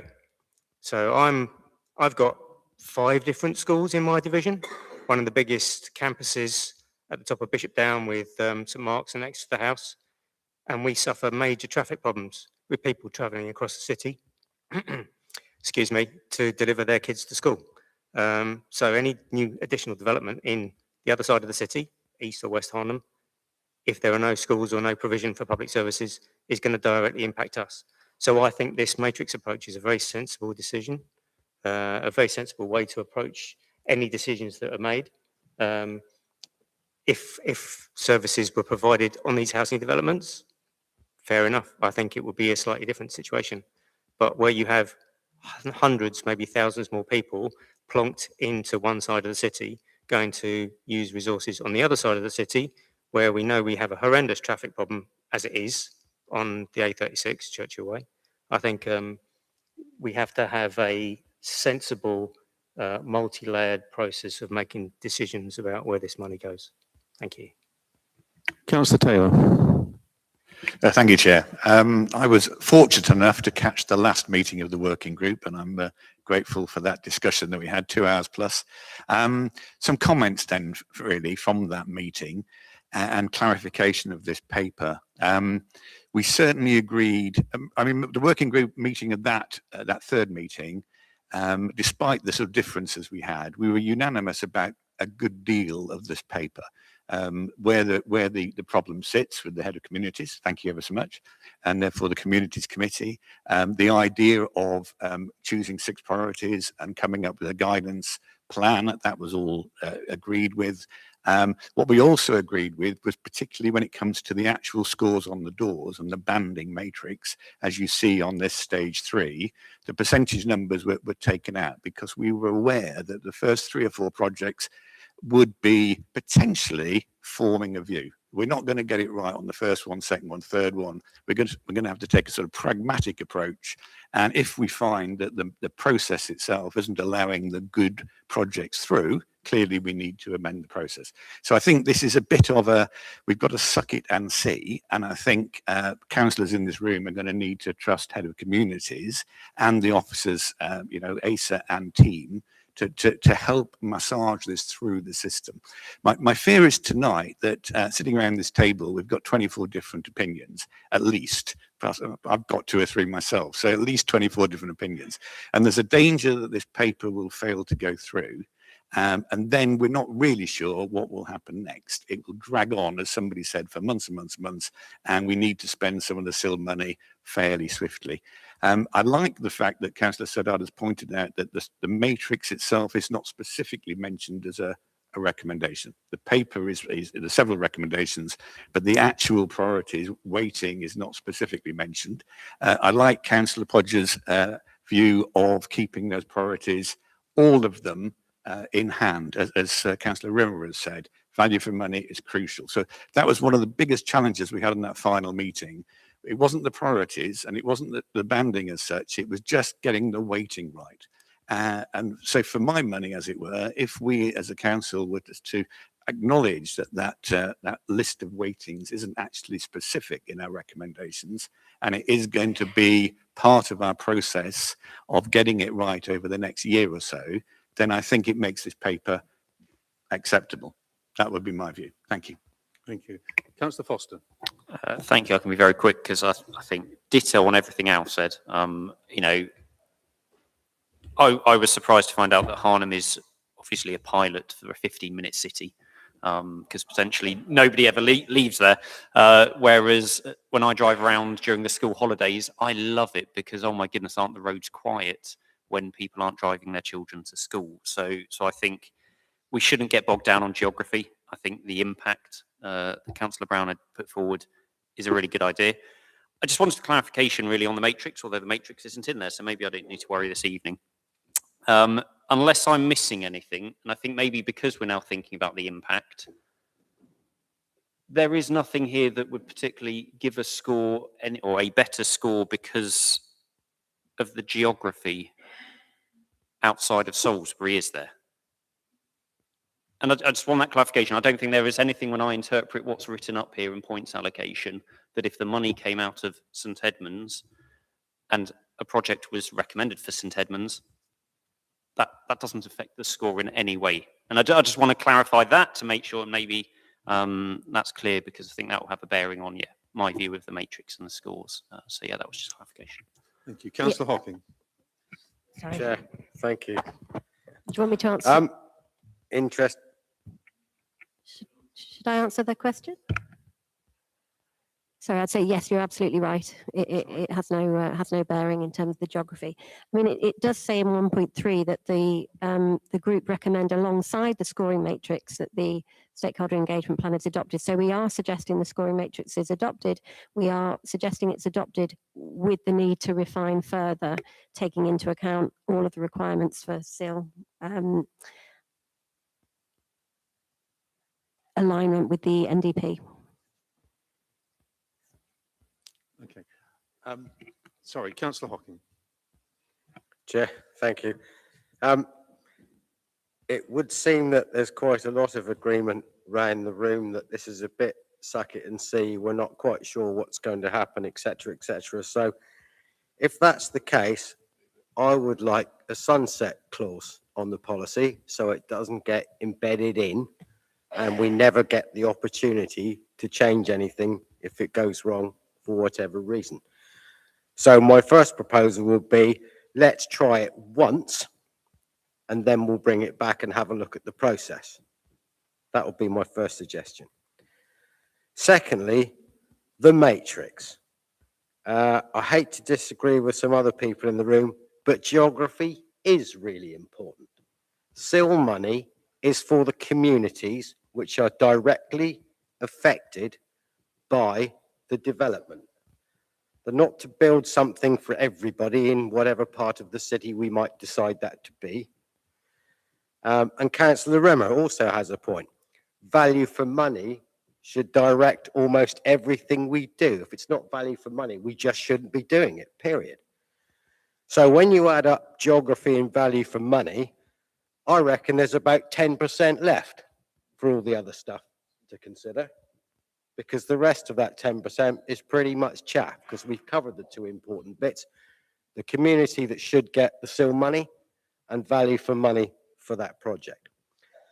So, our other councillors have said in the room this evening, Councillor Dalton has mentioned it, there's a big chunk for Harnham. Now, I'm sure Brian has probably got some good projects that he'd like to work on. I know there's talk of the parish hall. If I will throw one in the hat, because I can't see Wiltshire Council getting round to it, I might like to build a bridge over the river to Churchfields, a walking and cycling route, because that would let people walk and cycle to work in Churchfields and get to the train station without driving their car around the Highland Gyratory, down Newbridge Road, jamming up the streets through the city to get to the train station. I might think that might be a good idea for West Harnham. In East Harnham, I might like to build a walking and cycling bridge over the river by the Sea Cadet unit, because that would take the pavement out of use and we could turn that into a new carriageway. And that would give us 3 lanes going south out of the city up towards the hospital and Blandford and Downton Road, which would take some of the congestion away from that part of the city, greatly freeing up the traffic flow through Harnham, the gyratory. And we've seen what happens when we have roadworks on the way to the hospital, yeah? We could alleviate all those sorts of problems if we build a bridge across the river by the Sea Cadet unit. So there's 2 things that we could do with SIL money for Harnham, which would make a massive difference to our local communities. And actually, I'm not even sure that this should sit with communities. Communities about doing good in the community, going out, reaching out people, helping out people and all that sort of stuff. We talk about homelessness and people living in poverty, the pantry, all that sort of stuff. That's what communities do. We're talking infrastructure here. Stuff Councillor Hocking, could you try to sum up the stuff points that you're you can making? see and stuff that you can touch. So this stuff should arguably sit with environment or even planning. So at the moment, I'm not convinced by this paper at all. I think the scoring matrix is wildly not satisfactory. And I think we should have a sunset clause after we've used this process once to see what the fallout is. Thank you. Thank you. Councillor Last. Sorry, Councillor Brown, beg your pardon. And then Councillor Last. I just wanted to say, as being part of this group, it was incredibly difficult to have a scoring matrix that would satisfy everybody. And I think we're over hung up on it. And I will say this, as I said in working group, that I think that trying to use numbers to express an opinion, I've never believed in scoring matrix. I think it's a I won't use rude words. I think it's a fake science. And what happens anyway is that whoever is part of the scoring panel, they give the number they want for the answer they want anyway. So I think what's important about having the scoring matrix is it sets out a load of principles of all these things are important, and therefore it must comply with these. And then the committee can have a debate about, is it more important? You know, which one is better? And it sets out. So I would fully agree that let's give it a try and come back. And if we found it really didn't work, it didn't satisfy people, then we start again. And my last point I would like to make, and that's what I made in the group, is that it's called SIL, Community Impact Levy. So if it's not fully impacting, if it's not mitigating the impact of development, and it's just a random thing, infrastructure rather, if it's not mitigating the impact of new development, Thank you. then it shouldn't be in. Over. Okay, I'm going to ask you to stop there, Councillor Brown. Councillor Last, can we try and be brief because some of the points are being repeated now, and I think we need to move on. Point of order, Mr. Chairman. I have made a recommendation that we should, I don't mean to interrupt Councillor Last, I'm sorry, Ted, but prior to Councillor Hocking having made his suggestion, I have recommended that we should come back to that we should try this and come back to it. That is a recommendation. I'm sorry, I was distracted. Chair, then I would move. Sorry, I would Mr. Mayor. move we have a sunset clause, please, if I have a seconder. What I was doing was giving people the opportunity to comment. Yeah, Some people okay. were I just waiting wanted for to some make sure time. that had been recorded because it seemed to have been. Okay, Councillor Last. Thank you. First of all, I'd like to say that chairing a meeting of this order, Annie, I admire you. So well done, as far as I was concerned. Looking at this, it is quite clear that everybody thinks that we've got to have a system. But we've got a system that the subcommittee working party has worked on very hard. And so it is time to actually start. We can reevaluate it in 6 months, 9 months' time and make any changes as appropriate. And my thought is, quite honestly, I want to propose we take the recommendations as such, work on them and reevaluate them within, say, within 9 months. And I would like to put that as a motion now. Thank you. A couple more people that need to speak. Annie, you're here too. Yes, I'm anxious that we should review this process and how well it's going. But I don't think we want to do it at a time when we'll be tied up in next year's budget deliberations, which is why I suggested August rather than taking it through later in the year. I think there's enough stuff going on at the end of the year for us to get our heads around financially. This needs to be separated out, and so I would suggest that after, say August, we've got another round of applications due to come in September, according to this. So I think that sort of time, it would be ideal, and it wouldn't. Too much time wouldn't have elapsed if people do want to change things, but it would have given it a bit of a trial run. And that is, I'm sorry I didn't say the word that I proposed in motion, but that's what I was doing. Thank you. I mean, can I just, at this point, can I just suggest that what we have here is we've got an ongoing discussion about the impact of the matrix, whether it's right, whether it's wrong. The fact is we have used the matrix to come up with some suggestions. They're not decisions. And the matrix, if nothing else, has raised the issues around each of those particular suggestions.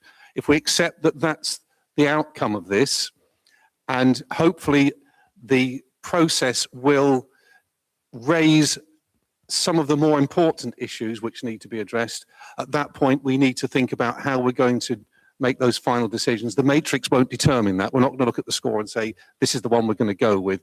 So I think the work that the working group has done, as always, has moved things forward in terms of becoming aware of various projects, but we now need to move it into a decision-making phase based on the information that has been gathered through that process. So we had a proposal from Councillor Last, which was... So Annie, could you just repeat your proposal? Yeah, my proposal is that we accept this report and that we work on the basis of what is in this report in order to expedite the use of money that has to be spent by June, July. To produce a report. And then we produce a report to come back to full council in August, September, when we can have another look at it and see how it's working. Okay, and the seconder for that? Can I have a show of hands, please, in favour of that? 1, 2, 3, 4, 5, 6, 7, 8, 9, 10. That's passed. Shall I do a count of against? 1, 2, 3, 4, 5. Abstentions? 1. Okay, so I take it at that point, I believe, did you want to have a quick break? How long have we been going now? An hour and a half. Are we okay to continue, or should we take a comfort break of 10 minutes? Carry on. Okay. Right. Chair, sorry, just a question, please. Could Like a point of order, shouldn't we have debated the amendment that was put forward then rather than just voted straight on it? Yes. Yes, we should have done. I thought we had a proposal on the second vote on the. I don't even know what we voted on. Okay, item 15, twinning with Nivelle. Thank you, Mr. Mayor. This is a report on behalf of Beth George, Senior Corporate Officer, that builds on the work that the Mayor has done in liaising with Sant and Xanten and more newly Nivelle, of which full council may recall the unanimous support in sending Councillor Wells there. The report talks about benefits, promoting Salisbury as a city of peace and European friendship. Interestingly, there is the opportunity for the opening of doors to European Union funding, who would have known, and that our current relationship with Zant and Xanten have allowed us to broaden our cultural horizons. What the paper asks for, and you'll note that there is no cost outside of officer time at this point, is to authorise officers to begin the process of twinning through liaising with contacts at Nivelles, authorise officers to draft an informal declaration of friendship, and then to request that officers bring back a report to full council to then ratify a formal twinning and more comprehensive costings. Happy to take any questions, Mr. Mayor. Any comments or questions? Councillor Last? In a previous incarnation, I've been involved with twinning across two other countries in Europe. And my wonder is, yes, well, first thought is this is a good idea. Yes, great. My sadness is that we hear very little about what is happening as far as twinning generally is concerned. I would like, when looking at this and developing this, that we actually try and involve more people in twinning in Salisbury, and also make sure that they know about it. We see the signs, but if you like, but we don't see any real activity other than perhaps a mayor appearing at a public occasion here occasionally. So yes, great idea, but let's have more action for the whole community.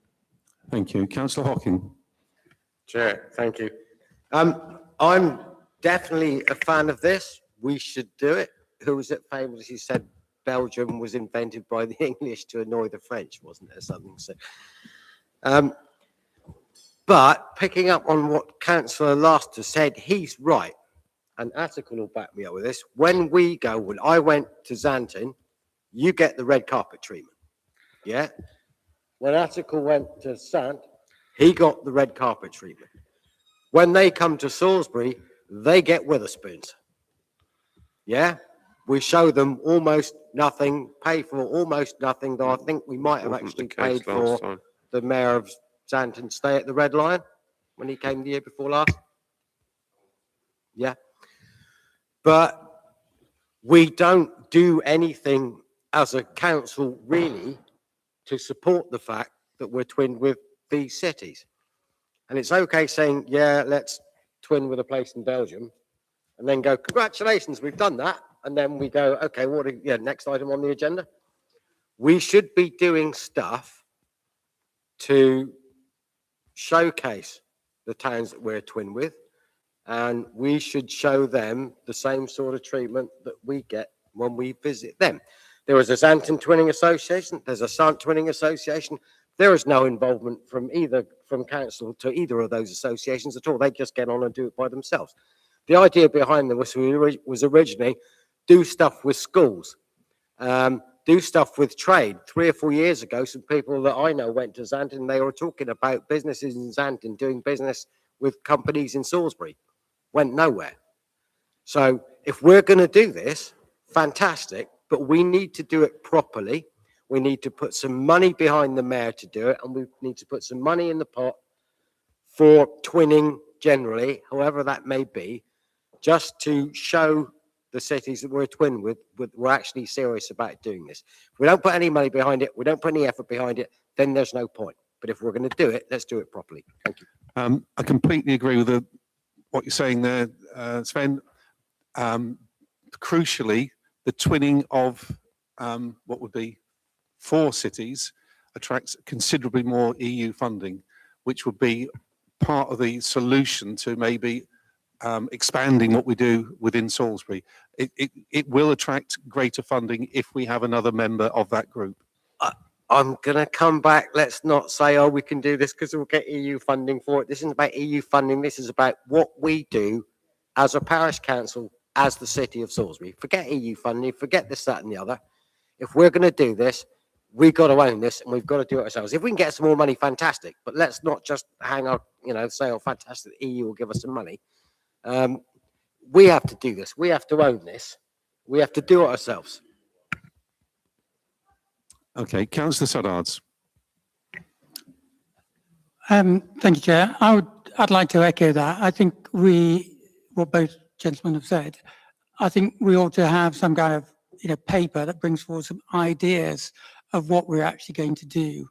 I think having a smaller number of twinnings with doing them better is better than having lots of twinnings and not doing it well at all.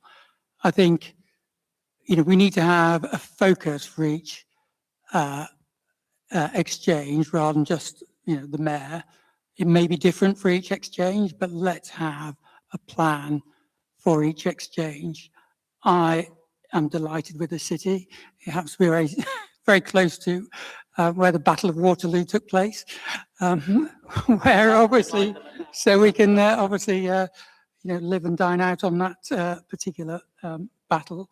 It's a wonderful place to visit, that whole Waterloo Museum. So it's a delightful place, but I echo what the gentleman said. Let's have a plan, let's have a paper that discusses ideas and brings some creativity to the process. Councillor Dalton. Chair, thank you. It's, I guess I did see Jeremy's hand go up, but it'd be interesting hearing what some of us old mayors have got to say. I'm a bit older in the sense than Sven, but completely agree with what he said. Yeah, fully endorse the recommendation here. I'd like to move it. Somebody else to second it.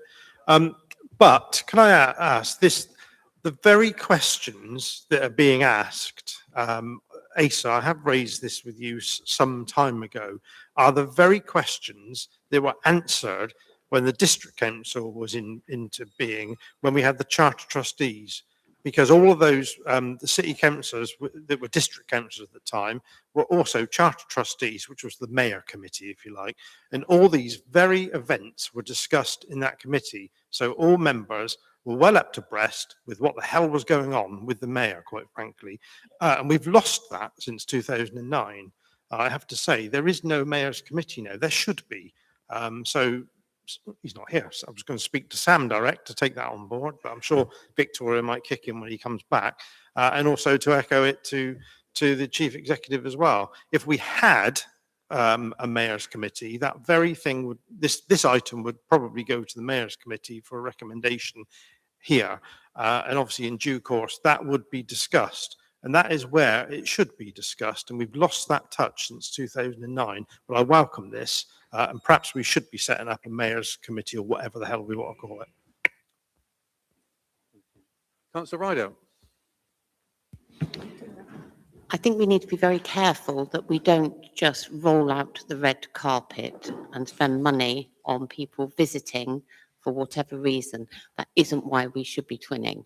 If we're twinning, it should be for the benefit of our residents, not for people to go and have jollies and have the red carpet rolled out for them.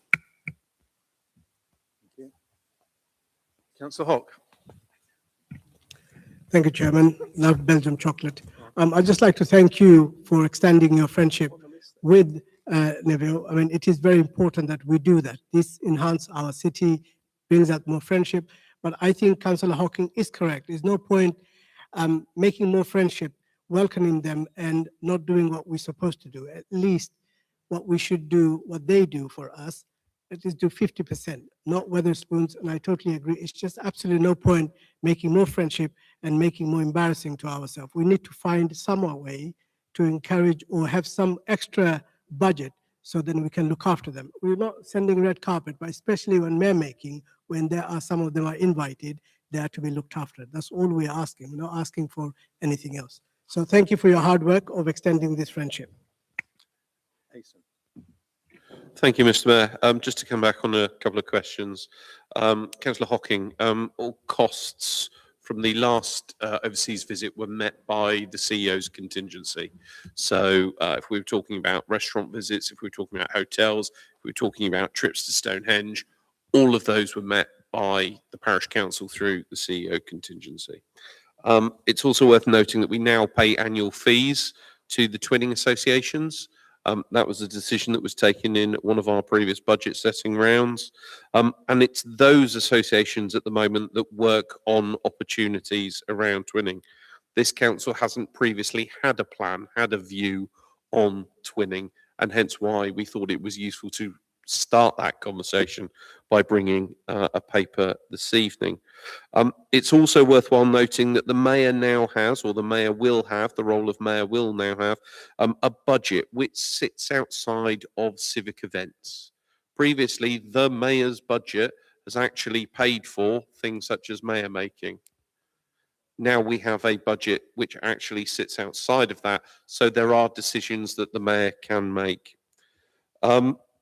Two last points, both financial from me. If there is further investment that's wanted in this area, fantastic.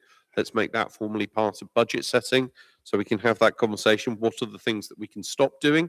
We don't want to raise costs to the taxpayer, so that we can reprioritise something around this area.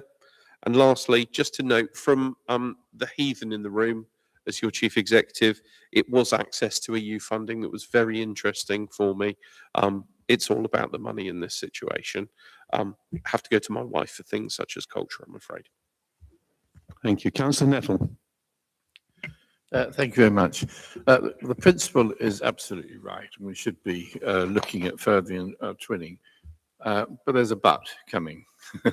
And the but is that if you look at the two very successful twinning associations, both Sant and Xanten, they are well managed, they have a committee, they have fundraising, there's a minimum of about 40 people in each of those. In fact, it's probably growing now. And the fundamentals behind that initially was French and German were taught at school, so there's opportunity for our young students to visit these cities in a friendly sort of environment rather than going to any city. What I would say is, and others have said it previously, those, I mean, Sant has twinned, I think, with 7 other cities, but and that's not a competition.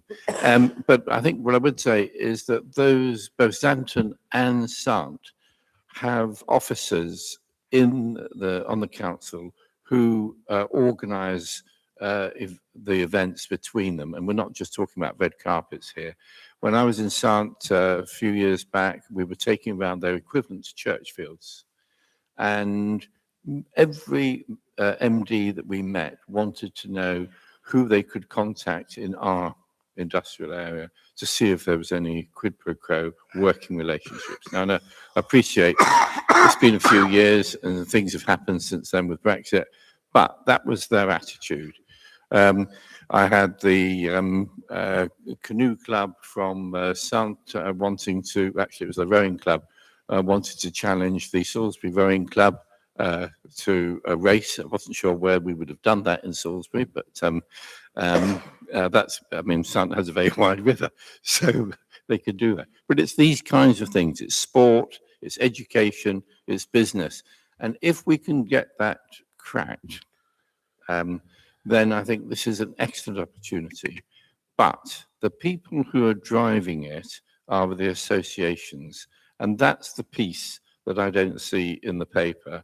I don't see suddenly an association, and maybe there are out there, and maybe, you know, this is generation that will generate this, or this conversation will generate that debate.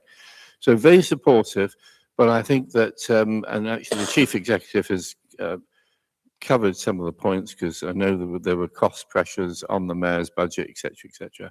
Those have been looked at. So I'm quite supportive of this, but I just put those caveats in that you do need an association to drive this.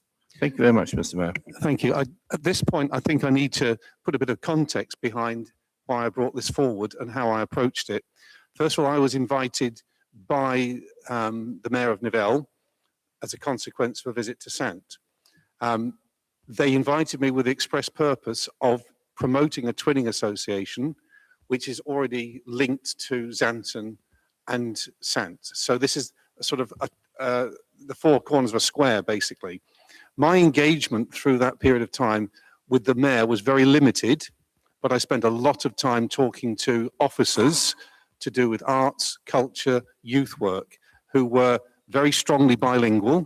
I talked about links with a youth theatre, which is very strong. I saw a parade where there were numerous scout groups of boys, girls, an army of people. It's a very young community, and we're often saying in Salisbury there's not much for young people to do. To link with a community like that, which is a young, essentially young, thriving community, will be really healthy, so that you actually got people visiting. And it's beyond, you know, I certainly wasn't given the red carpet. They found me a nice B&B and gave me, you know, a few beers and a couple of meals. But the essence of it was I met with lots of voluntary groups who were not rolling in money. They were trying to promote their city and engage with us as a community to try and enhance what happens in their city through a cultural and other exchanges with Salisbury, as well as they are with Xanten and Sant. It's a mutual thing. And I invested my time in talking to people that are not, that will be there next year and the year after when I'm gone, because they are very positive. It wasn't me pushing it. There was a lot of engagement. They were very positive, and I reacted appropriately and encouraged that, which is why I spent time talking to Beth and to Asa about it. So I've done my bit now, but what I would like to see is this paper going forward so that we can take it to the next step. How far it goes is not up to me, it's up to this council, but I'm sure that whatever we do, the effort and enthusiasm we put in will be reciprocated, certainly by Nivelle, from the contact that I had in my time there. So I feel quite strongly about it, because I feel it would benefit our city, it would benefit Nivelle, and it can only be a good thing. If we can get some extra funding, it just gives us the capacity to support youth groups, which are not awash with money. And the youth theatre, it's not awash with money. It's a community thing which is thriving in this city already, Stage 65, for example, and something which is an equivalent in Nivelle already. So we're building on things that are already there and just joining it up. So I feel very strongly about it, whatever people decide to do.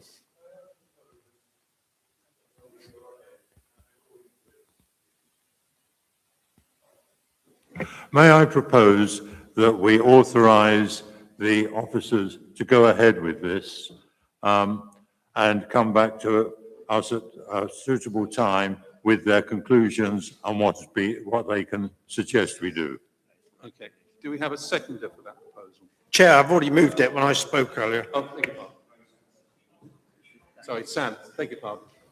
I was going to say I've already seconded Brian about an hour ago. And yeah, can we move on? We've got a really nice report here that authorises the officers to bring more information on this specific thing. I think half the points, if not more tonight, and Asa said it, are for budget discussions coming up.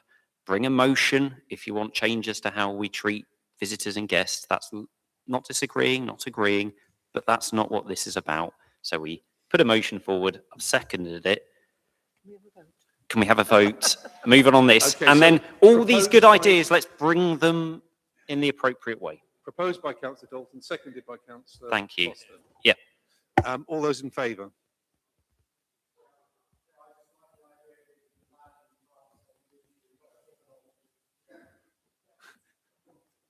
Sorry, can we see the hands, please? 1, 2, 3, 4, 5, 6, 7, 8, 9. It's unanimous. Thank you.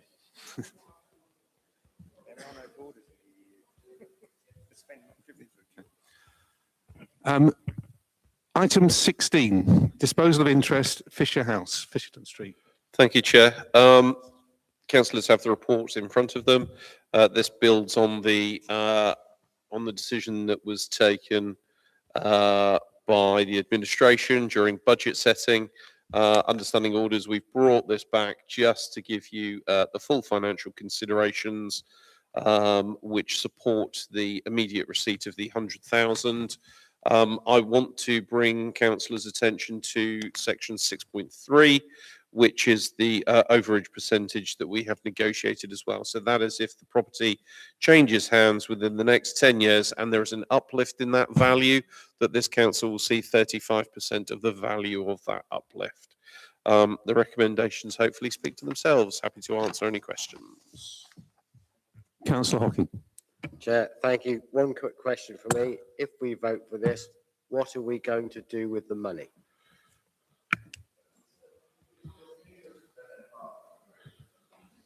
So, Mr. Mayor, directly answering this question, this was part of the administration's budget setting process. So any unspent monies go back to general revenue. Councillor Hott. Thank you, Chairman. I think this is a good idea and good value for money as well. But I think Councillor Hocking is also correct. I think we should put a caveat of this 100,000. If we receive it, we should reinvest this money and generate income, as we are losing on hardly anything, £10. But I think we should invest that money wisely so that it generates money in the future. Lisa. Sorry, Chair, just to come back on Councillor Hock. We do invest. We have a treasury management policy. You'll note this year that the RFO has exceeded the targets in income through the treasury management policy that we have. So it's not fair to say that the money just sits in the bank account and does nothing. We use it on the money markets, and we therefore attribute and secure additional income on behalf of the organisation. Councillor Podger. Can I propose that we accept these recommendations? Second. Thank you. And seconded by Councillor Foster. Okay. All those in favour?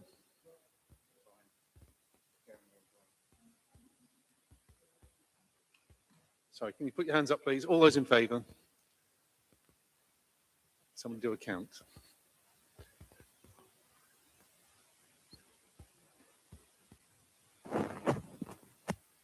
I'll make it 16. Yeah. Against? 1. Abstentions. Chair, can a question I need to ask on this? We've been approached, the council's been approached by a company which is listed there.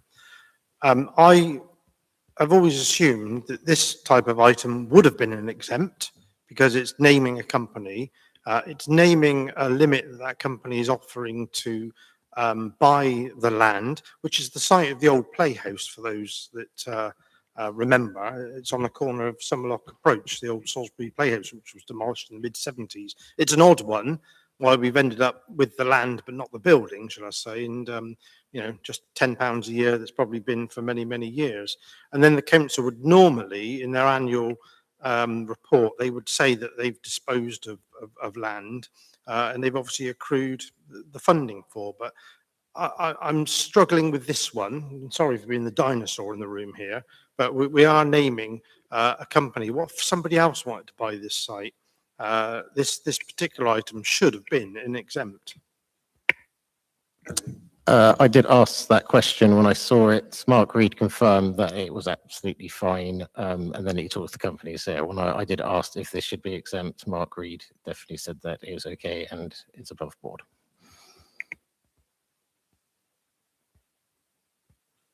Okay. We voted on that, haven't we? Okay, moving on to item 17.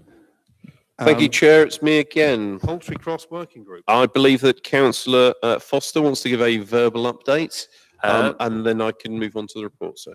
I was going to say I had many notes until the papers came out, and actually I hope if everyone's read the report, I think it gives a very nice summary. The two things I wanted to call attention to, well, three things. First, thank you to everyone that was there. It was a really good first session. We had lots of discussions, but then to focus, as we did in the meeting, back to what we're discussing today, the poultry cross, there are almost two phases to this. This is around phase one, which is the must-dos, the structurals. And I think that's important to be aware of. We had lots of discussions around what phase two might be, which is the nice-to-haves. That's not today. These are the must-dos to sustain the poultry cross. So I think that's important. And in the meeting, we're all in agreement that that should go ahead. The second one is around the 400,000 that's here. That is in the budget before people discuss, or the mid-term budget planning. I believe there's no money next year, but there was 200,000 the year after and 200,000 the year after in the current plan. So again, that funding is planned in. So effectively, we're talking about the must-dos, the structural. The money theoretically is there in the plan. And I think as far as the working group is concerned, we're all in agreement in terms of this phase one, which is the important thing. And again, thank you for everyone there. That's what I'm to do. Otherwise, I thought the report was a very nice description of the situation. And yeah, hopefully we don't have long to discuss this and we can get on and fix the poultry cross. Councillor Hockin. Thank you, Chair. I wasn't in agreement with phase one at the working group. I think we're being asked to put aside a staggering amount of money, given what we've actually got to do.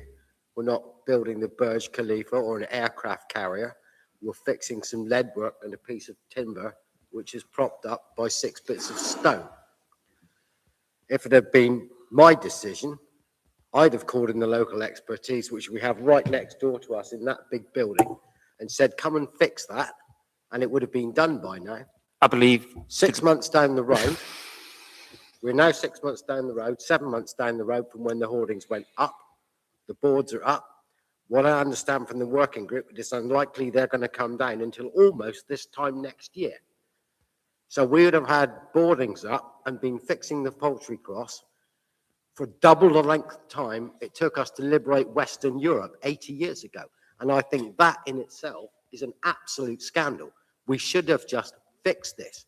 We are looking at spending money and spending money and spending money instead of just getting on with the job. This should have been done by now. And we are no closer to knowing what the final costs are. We are no closer to knowing how long this is going to take. And I think it is outrageous that it's taken this long. We should have just got on and done it. Councillor Foster. Yeah, sorry, I feel I should have a right of reply to that, but that negates the important fact that Historic England needs to approve any plans, so we couldn't have the next day done it. It totally disregards that this is an important monument and it needs to be done correctly, so you don't just get any old body in there. This is a tendering process, and I believe the same councillor that just spoke earlier today mentioned how important value for money is, and so again, I would suggest rushing in with your eyes closed is not the appropriate way forward. And with all of those considered, I think, you know, what was just said there, he says is a disagreement, but it's just not valid. Here we have a process to go and get the appropriate people to fix something, giving time for Historic England to approve the plans. And we're not spending 400,000. Again, please read the report. That is what has been budgeted. We may spend 100. We may spend 10 if we get a bargain. But we're not agreeing to spend 400,000 here. So again, to say that we're spending too much money, how do you know we're spending too much money? And if you've got an accurate quote, please share it with us all. But I don't think you do. And therefore, I don't think that's a fair reflection of where we are or what was discussed. Thank you. I may, please. I didn't suggest we use any old people. I suggested we might use the people that have spent 40 years restoring the cathedral, who do have the expertise and could have fixed the poultry cross. But may not be the best. I'm not just grabbing anybody off the street. I'm talking about people who are qualified to do this, who have done the work on a whopping great structure that's 404 feet high across the road. Yeah? Can I just say that at this point, we're debating something that's already been and gone, and we now need to focus on what we're going to do next. Any more comments on the proposal? We've got Andrew Suddards. Yeah, looking at the recommendations, and I'm hearing, you know, we need to go to tender. The recommendations say grant permission to spend the 400K. I don't think it's good project management practice. We have a project manager over here as part of the administration, but my understanding of project management is you go through a phase, ultimately go out to tender, and then come back for approval to spend, not grant approval to spend at this point in the process. I feel as though we need to get a little bit more aligned to project management and, withdraw that 6.2, in which case most of this can go ahead. Councillor Dalton. Chair, not sure who the project manager is, but I'm sat here as well.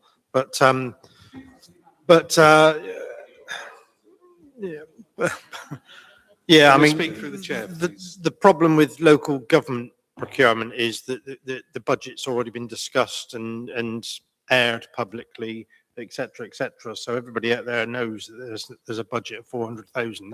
That's the problem, but that's local government or national government or whatever it is. I'm not particularly worried about that. The wording.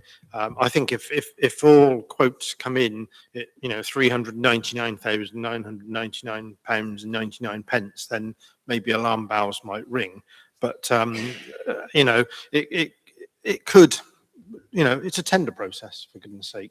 We'll go out to the companies. It may well be the cathedral who win it. I have no idea because I don't know their tender process. Again, this has come from the working group. Yeah, for goodness sake, let's, if you wanted to air those comments, okay, this is the forum for it, but go to the working group and air those comments. They either get taken on board or they don't. But there's the recommendations 6.1 to 6.6, which I'll move, and then let's move to the vote. Thank you. Councillor Last. The establishment down the road to put a tender in when we ask for tenders. And actually, on that note, I would like to second that we put this to the vote now. Councillor Podger.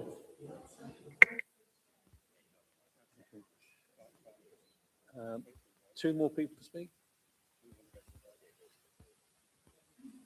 Okay, so we're going to move this to...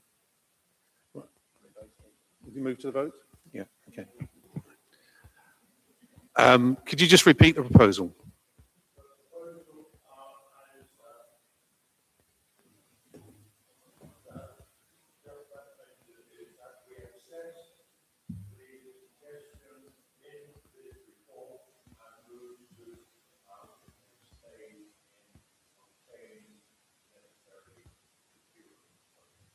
And seconded by Councillor Podger. Councillor... So, proposed by Councillor Dalton, seconded by Councillor Last. Okay. All those in favour?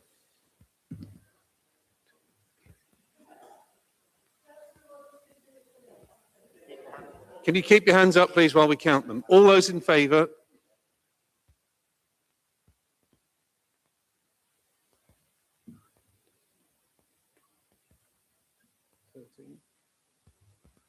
14, so that's carried. All those against? 1, 2, 3, 4. Abstentions? 1. Okay. Item 18, CCT equipment purchase and maintenance contract. Thank you, Chair. This is another report which seeks approval to initiate the procurement process. The recommendations are set out. Happy to take any questions.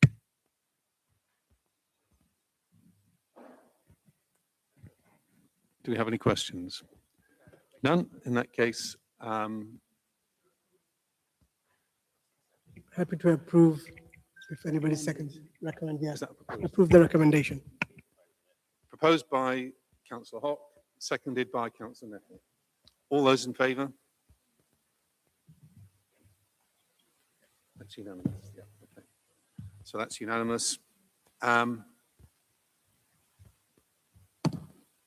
19. Councillor Taylor, would you like to read your post-it question first?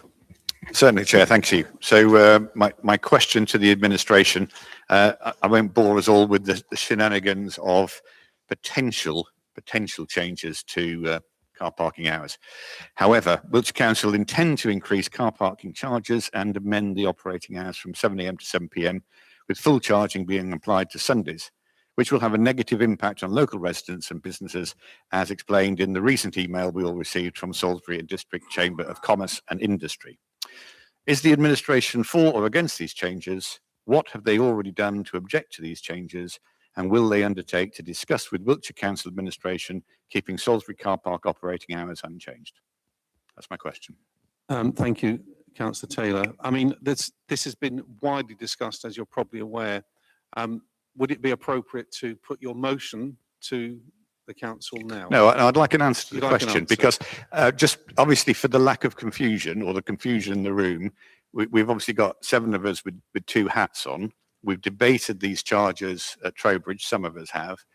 This is a question for us, the City Council and our administration, to see where administrations sit vis-a-vis these potential changes and what they're doing in terms of dialogue with the Wiltshire Council administration. Okay. Councillor Charleston, would you like to respond? Yes, I would. I intend to engage with the consultation. I think we've already answered that question. I have reached out to Councillor Martin Smith, as I mentioned in my administration leader's announcements. This administration,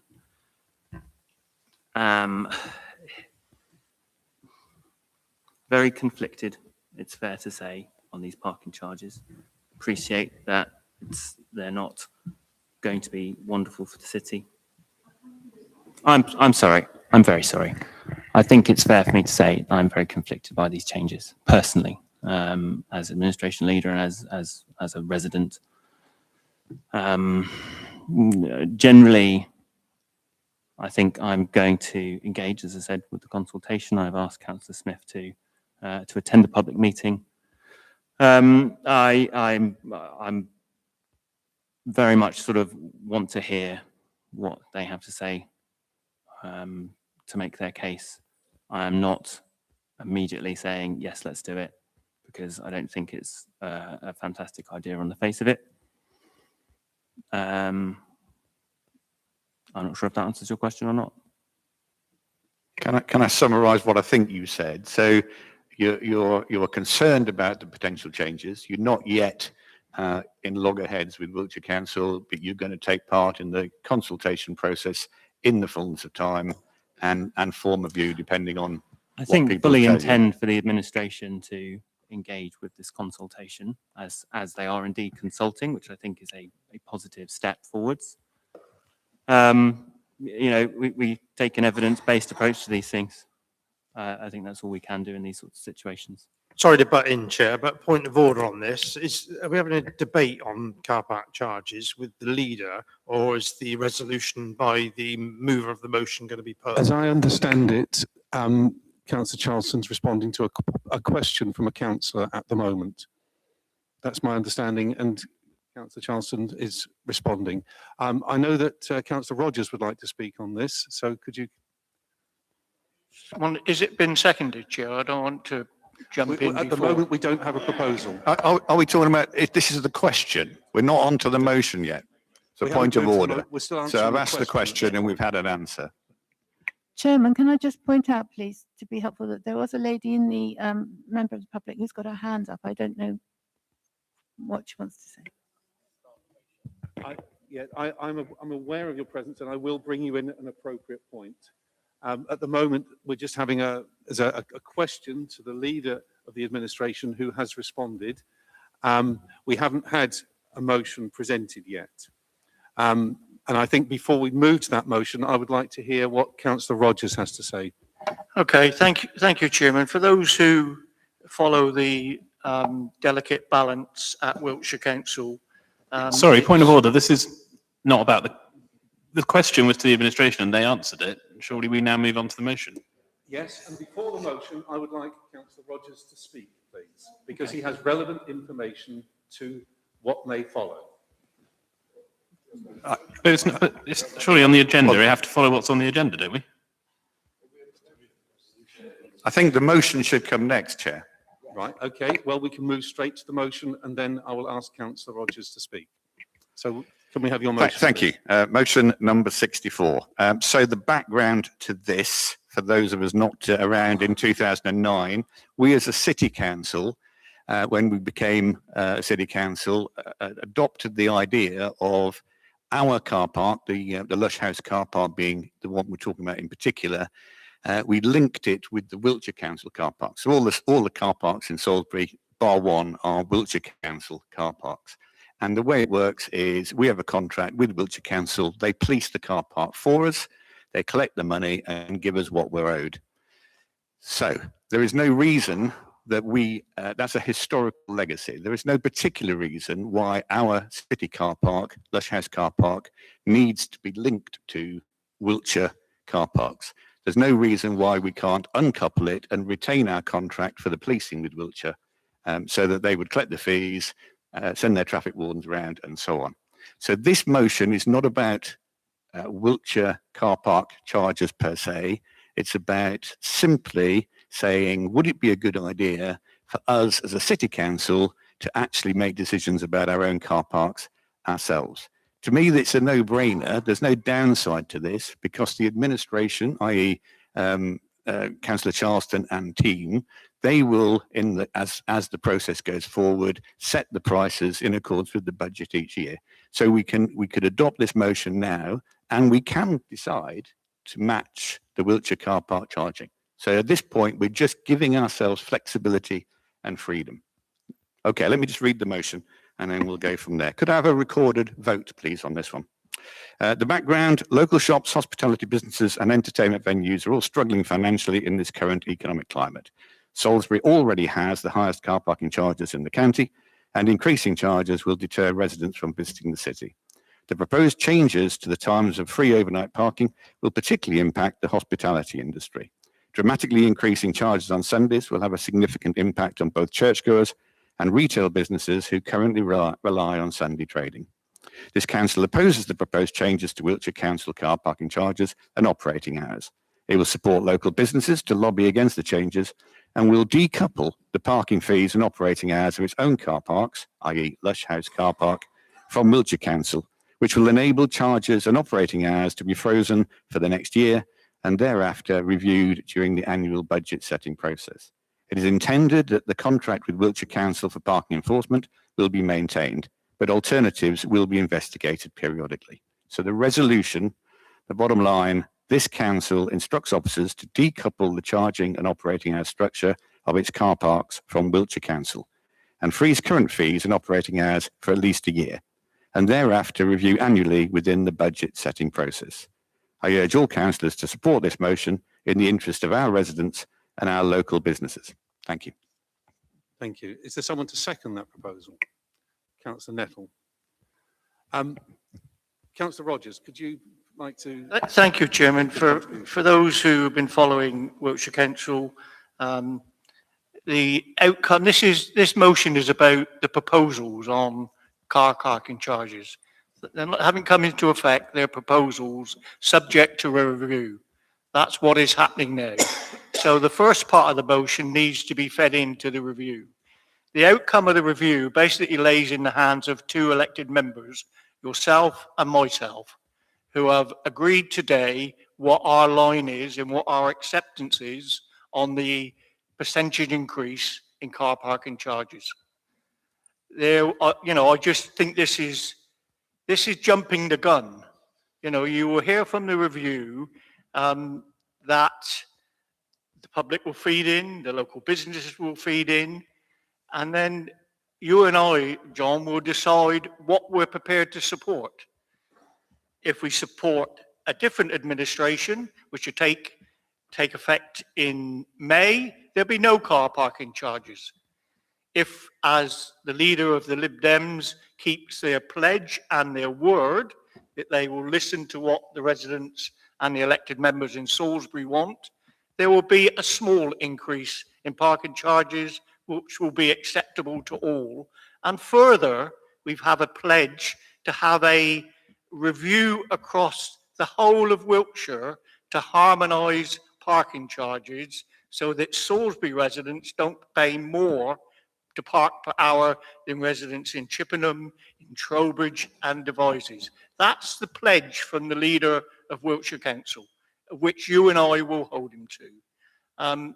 I think we're jumping the gun. We don't know the outcome of the review. The review, we will not. You and I have said, made it absolutely clear, we will not support the proposed increases in the consultation. So I think we're jumping the gun. I've got no problem with Chris Taylor's motion about decoupling, as long as we've got a legal agreement guaranteed that Wiltshire Council will continue to provide the machines, maintain the machines, hand over the money at the appropriate time. If we've got that, fine. What I wouldn't want to see is different charges in different car parks. I think that will be very confusing to the public, because that's what we could end up at. So I hope you'll be patient and just wait to the end of the review period. The charges aren't going to happen on the 1st of April. We're having a review. And I just hope you'll be patient. I would hope these two motions could be deferred until the next meeting, when you will have the results of the review and you will know exactly the deal we have struck with the administration at County Hall. There'll be no need for this. Thank you, Councillor Rogers. Councillor Dalton. Chairman, thank you. I can't better what Ricky's just said. I think he's hit the nail on the head on several points of this. I think, Chris Taylor, you've got this motion the wrong way round, if you don't mind me saying. It's not this council that is tied in with Wiltshire Council's car park charges. It's the other way round. I was here in 2009 when the then James Scott, leader of the council, Ricky mentioned that harmonisation was the key word in the one council for Wiltshire, where everything was harmonised across Wiltshire except car park charges. Never got harmonised across Wiltshire because they knew that Salisbury was the cash cow for Wiltshire. It never, ever got harmonised. There was a few of us here around the table arguing the toss to get it harmonised or lowered, and they never listened. So for some of my colleagues to the right, on public consultation, they never listened. They never amended any of the public consultation. Only look at the green bins, for example, back in 2009-10, when 10,000 people were consulted on across, or made consultations across Wiltshire on the implementation of green bin charges. Nobody wanted it, but they went ahead and implied it anyway. I do believe on this matter alone, and Ricky's hit the nail on the head, that the administration at Wiltshire will listen and will make the necessary changes. And I think, as he said, this is jumping the gun far too early. This decision was made, actually not at a budget meeting the other week. It was in January. It was a cabinet meeting with delegated authority back in January. That's where the delegation lies. And that delegation recommended, the administration recommended it goes to a TRO, which I think is now a legal process anyway. But the administration will listen to what the public has to say. And like probably Ricky, John and everybody else sat around the table that are dual hatters, we've been inundated, and rightly so, by residents and people further afield on car park charges. But sadly, some people have twisted the truth on that, and they should be ashamed of themselves. Thank you. Councillor Riddle. Yes, Chairman. I can certainly back up what Councillor Dalton is saying about history of parking charges, if anybody's interested. I remember when the Salisbury Journal, when I was working there, raised a petition to protest against the parking charge increases imposed by Baroness Scott's administration. And we got 7,000 signatures from people just standing around in the marketplace with placards and things, and just pointless. The hostility that came back at us was really quite astonishing. The reason that I put my motion slightly differently worded from Councillor Taylor's was that I was aware of the electoral arithmetic involved, I've spoken to Councillor Thorne, the leader, or I've emailed him, and he had given me to believe that his administration are in listening mode. I'd also spoken to the BID and to the Chamber of Commerce, who are very happy to work with us on this. And the BID is providing some research that it's doing amongst its businesses to quantify the impact of these charges. And I thought it would be very helpful for us to go in with those organisations and represent the whole community of the city. I think that really would underline the point we're making, and it would depoliticise it, because I think that just saying, oh, we'll take away. Sorry to interrupt, Councillor Riddle, but I think we're moving on to the next stage. Can we stick to? Well, the motion that we I have just with think us? members, before they vote on one motion, need to understand the potential impact of the I next one. understand that, but we need to consider this one first and not mix the two motions together. All right, well, I'll be guided by you. Councillor Hocking.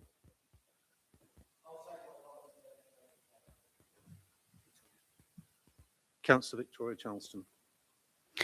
Thank you, Chair. I think, Councillor Rogers, thank you very much for your input on this. I think we've all received comments from residents about how concerned they're about parking charges, and we're all using our various channels to make changes and make sure we get the best deal for Salisbury. You know, when we had an exec meeting of Salisbury Lib Dems recently, and we were all banging on to our Wiltshire colleagues about how important it is that we get this right. And I think our chair, Councillor Rogers, Councillor Dalton, has all said and reassured us, and we've had it ourselves, that Wiltshire Council is in listening mode. They do want to get the best out of this. This is a proper consultation. Sam has said that he has invited the cabinet member to come to Salisbury to discuss this with Salisbury, and no doubt we'll be able to fill this room with people who want to give their opinions. I think this particular motion, jump the gun was the phrase in my head as well. We had a contentious relationship with the previous administration at Wiltshire Council. This, I would fear, if we were to vote in favour of Councillor Taylor's motion, would continue that perhaps unpleasantness sometimes. So I suggest we defer Councillor Taylor's motion to after the consultation, so we see what's in place and what's on offer to us after everybody's had their voice and choices. So I move to defer this. Councillor Hawke. Thank you, Chairman. I'd like to thank Councillor Rogers for his clarification. I think that's a spot on details, and I am very much confident that Councillor Rogers and yourself, Chairman, will make that decision what actually the people has spoken on that basis, because I think you are in a fantastic position of making that decision for people of Salisbury. And previously I've seen, I'm sure if the Conservative was here, they would do the consultation, but they wouldn't listen to the people. So I think this is a perfect way to go forward. I thank Lib Dem for listening to the people. But more importantly, I think what I've seen with the numbers, you, Chairman, and Councillor Rogers plays a very important role. So please, what the people have said, you must listen and must vote on that one, because your two votes will make that difference of the price increase or what the people has said. So please take advantage, and I'm sure you will listen to the people and you will vote on that people's voice. Thank you. Thank you. Councillor Bayliss. Thank you, Chair. I agree with both previous speakers, Councillor Hock and Councillor Victoria Charleston. I believe this motion is jumping the gun. We're being asked to vote on something we don't know the outcome of.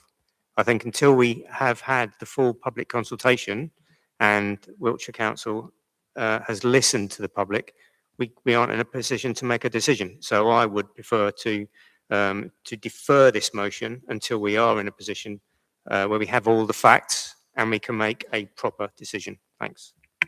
Councillor Rimmer. Thank you very much.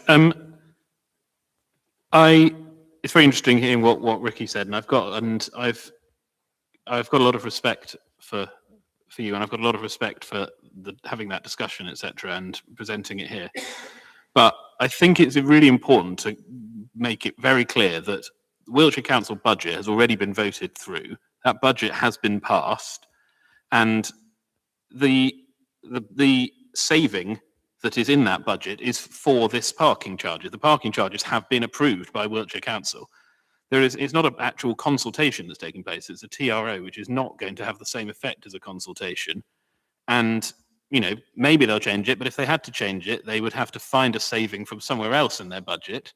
And those of us who were in that chamber, we had a long debate about all of this stuff, and nobody from the administration suggested at any point in time that there would be any movement on the parking charges. I very vociferously argued against the parking charges, as did other colleagues, and nobody at any point said that there was any suggestion of changing that.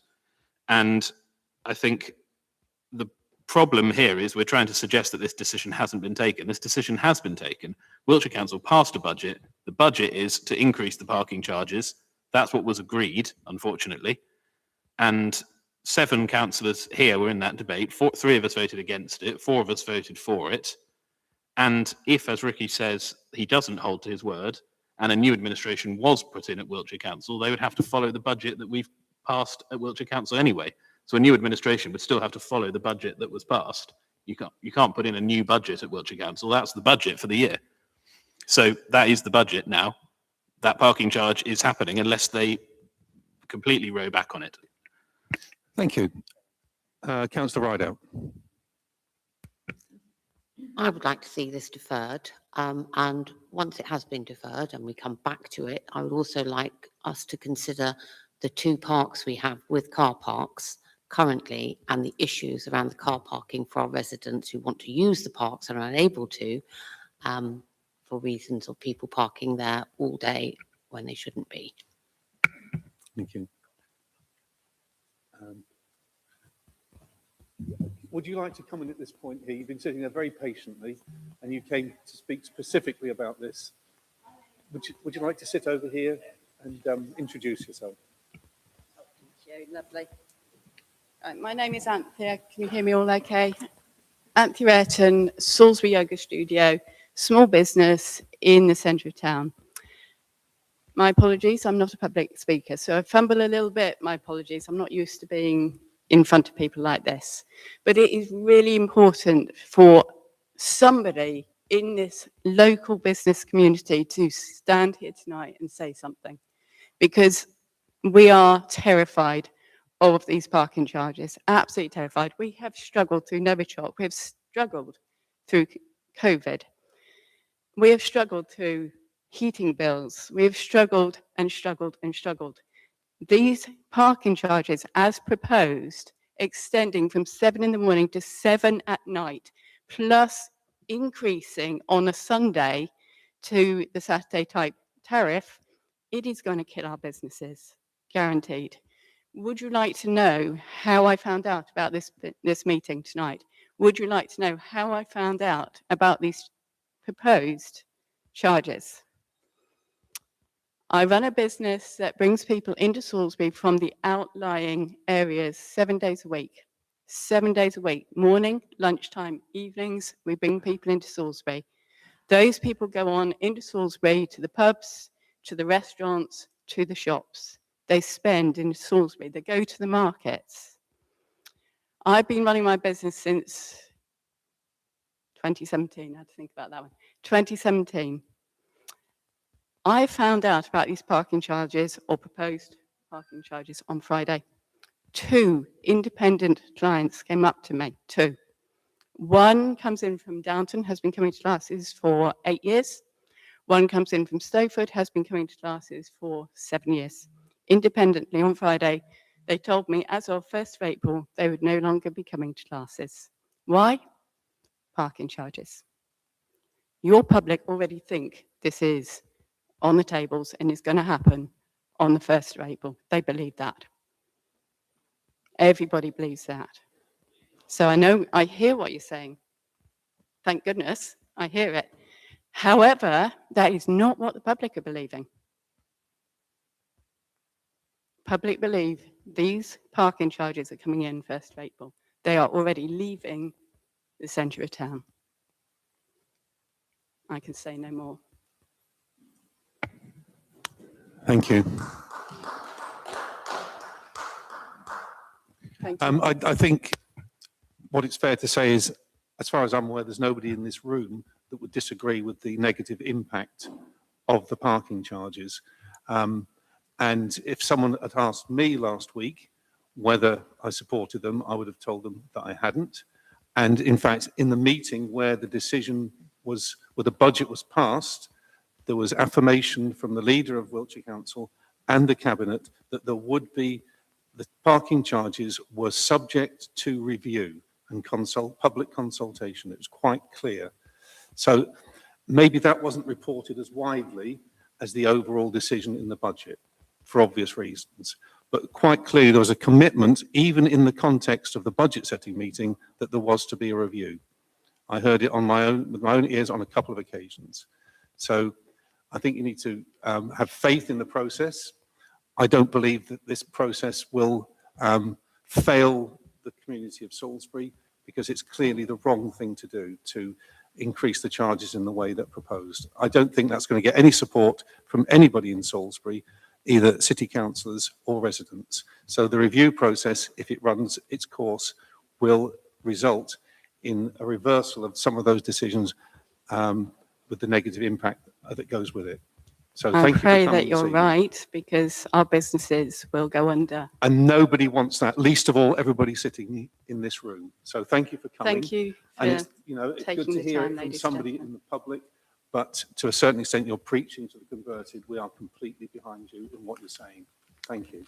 I will pass that on through to my clients as well. Thank you. Good night, everybody. Thank you very much. Okay, we'll just have, there's two more people who've been waiting to speak, and then we'll move on to a vote. Councillor Soddards. Yeah, thank you, Chair. I'm really pleased that that lady spoke. I think, we've been asked around this room by lots of people to have faith in the process, to have trust. Yet the first time we heard anybody talking about actually saying that these car parking charges would have a significant deleterious impact on the city was not until you actually mentioned it yourself. Everything, all the other discussions about engaging in the process, having faith, relying on two individuals, it just fills me with dread that. I think it's pretty clear that the parking charges that are being proposed by Wiltshire Council, that we would be going along with effectively if we didn't have this decoupling, it's clear that they would have a massive impact on the businesses, the welfare of our city. And the fact that we haven't heard really from any of the administration that they fully oppose what is taking place at Wiltshire Council. They haven't acknowledged what Councillor Rimmer's point was, that the decision has already been taken. The administration at Wiltshire Council could quite easily, prior to the budget, have changed their approach before the budget setting, and would have to find extra money if they did change the hours, in particular on their proposal. We need to make a statement. We need to make a strong statement that this city opposes the Wiltshire Council approach, and this motion would make that statement. If we just delay this, not accept this, effectively we're sending a signal of, oh well, you can listen to us, Thank but you. actually I think you you've can go made your point very clearly now. Was there somebody else that needed to speak? Councillor Dalton. Chair, yeah, it's a point of clarification, because the resolution says the council instructs officers, i.e. I assume ASA, to decouple the charging and operating hours structure of car parks from Wiltshire Council and freeze current fees. I don't think he is able to do that. I don't know if you can come back and answer that, ASA, because it's Wiltshire that's tied up our car park charges to theirs, not us that's aligned with their car park charges. So the motion is incorrect, if that makes sense.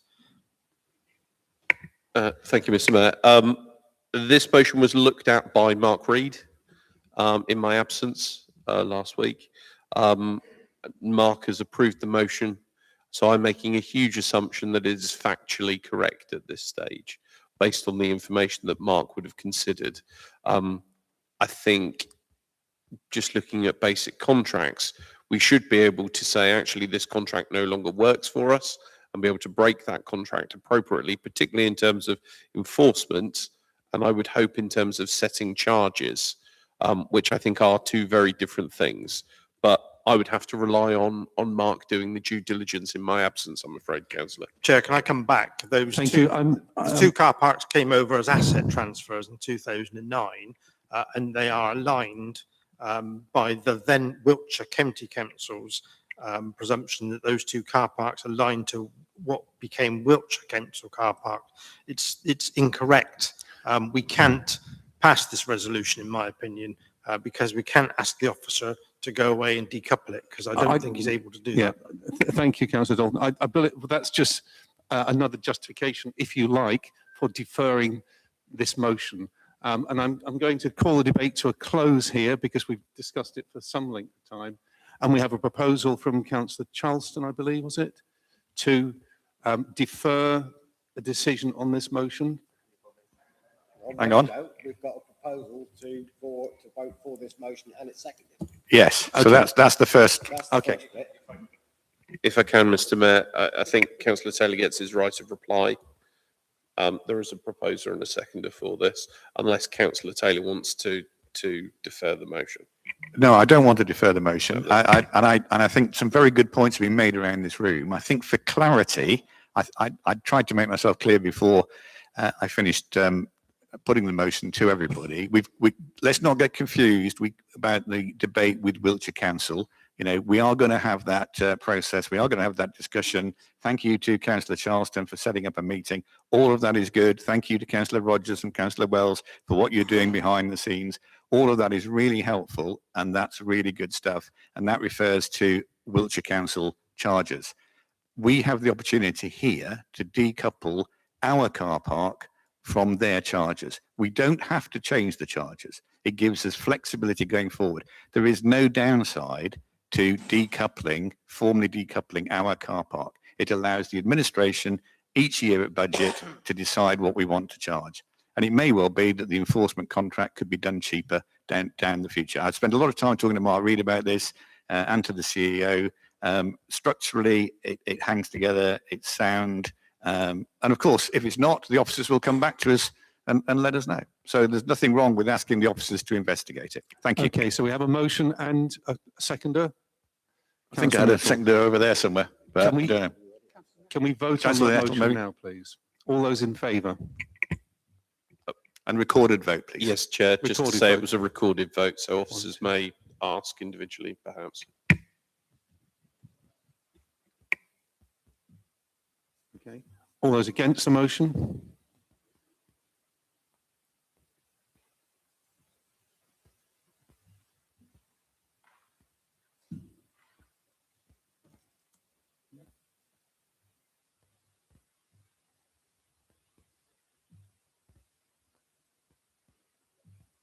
Okay. And abstentions? With one abstention. Okay, so yes, we've had a recorded vote, yeah.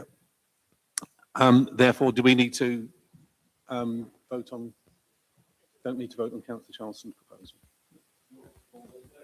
To defer it? No. No. Okay. Right.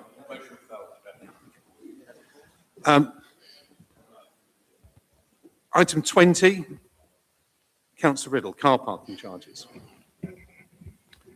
Chairman, the reason that I carried on with bringing in a separate motion from that of Councillor Taylor was that although we want to bring about the same end product, I didn't think that that was the right way to go about it.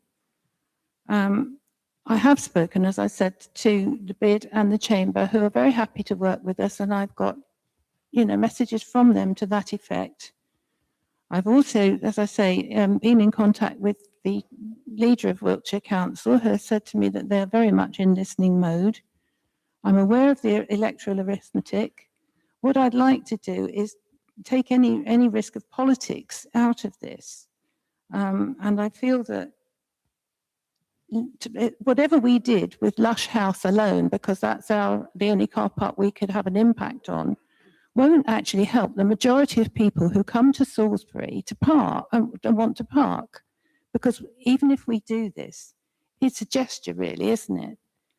We can't help the people who are going to park in Central Car Park or Culver Street. We can't affect what any of those other people will pay, which is why I've worded my motion the way I have, because my interest is in helping the largest number of people who come to Salisbury and who have to spend that money on parking in order to carry out their business or go to their classes or do their shopping or whatever.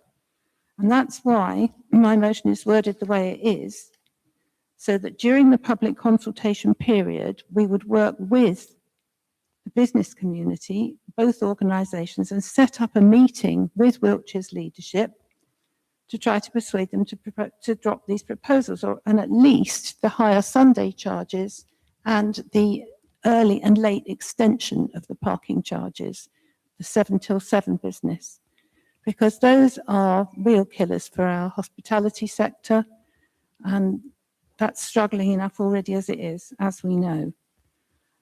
The second part of my motion was put in there as an attempt originally to try to reach an agreement with Councillor Taylor, so that we only had to put one motion forward. And that was that if this attempt fails, if trying to do things by negotiation fails, then this couple should decouple our parking charges. I would now insert the word consider. So this council will consider decoupling, and that would solve whether the technicalities of whether we can or can't. So with that minor amendment, I think it's just a more constructive way to go ahead, and it has a chance of helping the largest number of people, which is what we should be about. Thank you. Thank you. Councillor Foster. Thank you. Yeah, very quickly, and as I say, I think if that was put forward, I will second it with that word consider in there. I think that was the point I wanted to make, having seen this, that yes, I think the first paragraph, great, let's work with all the affected. I think, yeah, we shouldn't tie our hands at this point, but let's consider it. We had jumping the gun earlier. The one thing that didn't come up, and actually Councillor Taylor mentioned at the end that he may have more knowledge on it than we do, but I think we as a council need to, we have no report on what the impact of decoupling Lush House would be as a council. So I feel today we shouldn't, and we're not going to if we're considering it, but we shouldn't vote on something we haven't seen the details of as a council. So I'm happy to have that, but I think that was a jumping the gun as well. Not only is there a consultation, but let's actually get the impact of any decision that we're going to make before we do that. So I think I will happily second it with the insertion of the word consider instead of will, or will consider, I guess, yeah. So yes, well, no, Annie amended, I'm seconding her amendment. But she accepted it.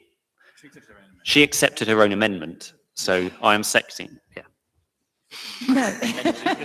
I'm seconding Chairman, I would call it an improvement. I am seconding the improved. Amendment to your motion, which has been seconded by Councillor Foster. Yes, make it work. Hocking. Chair, thank you. Isn't it funny watching my political opposition tie themselves up in knots about parking? So just to be clear, the consultation we're all talking about is the traffic regulation order. The traffic regulation order is the means by which the proposals in the budget are formalised legally so the changes can take place and be enforced. They are not a public consultation on should we do this, should we do it, or whatever. We think this is a good idea, shall we consult the business community? The figures are baked into Wiltshire Council's budget. They are in there. These changes will happen. They cannot be unchanged without a significant change to Wiltshire Council's budget. Period. Okay, so I'm going to speak to the lady who came in about her yoga thing. One of the reasons I became a councillor, because I was around when Jane Scott's administration introduced Saturday parking charges or a big hike in them and the restricted hours to the short stay car parks, yeah? I used to have the cafe on the park, and we used to open on Saturdays for a bit of fun, just so the kids could earn some pocket money, blah, blah, blah. The week after those charges were introduced, our walk-in trade fell 20%. The next week it fell another 20%. The next week another 20%. The next week another 20%. The next week, we thought about it, and week 6, we closed on Saturday because it just wasn't worth it.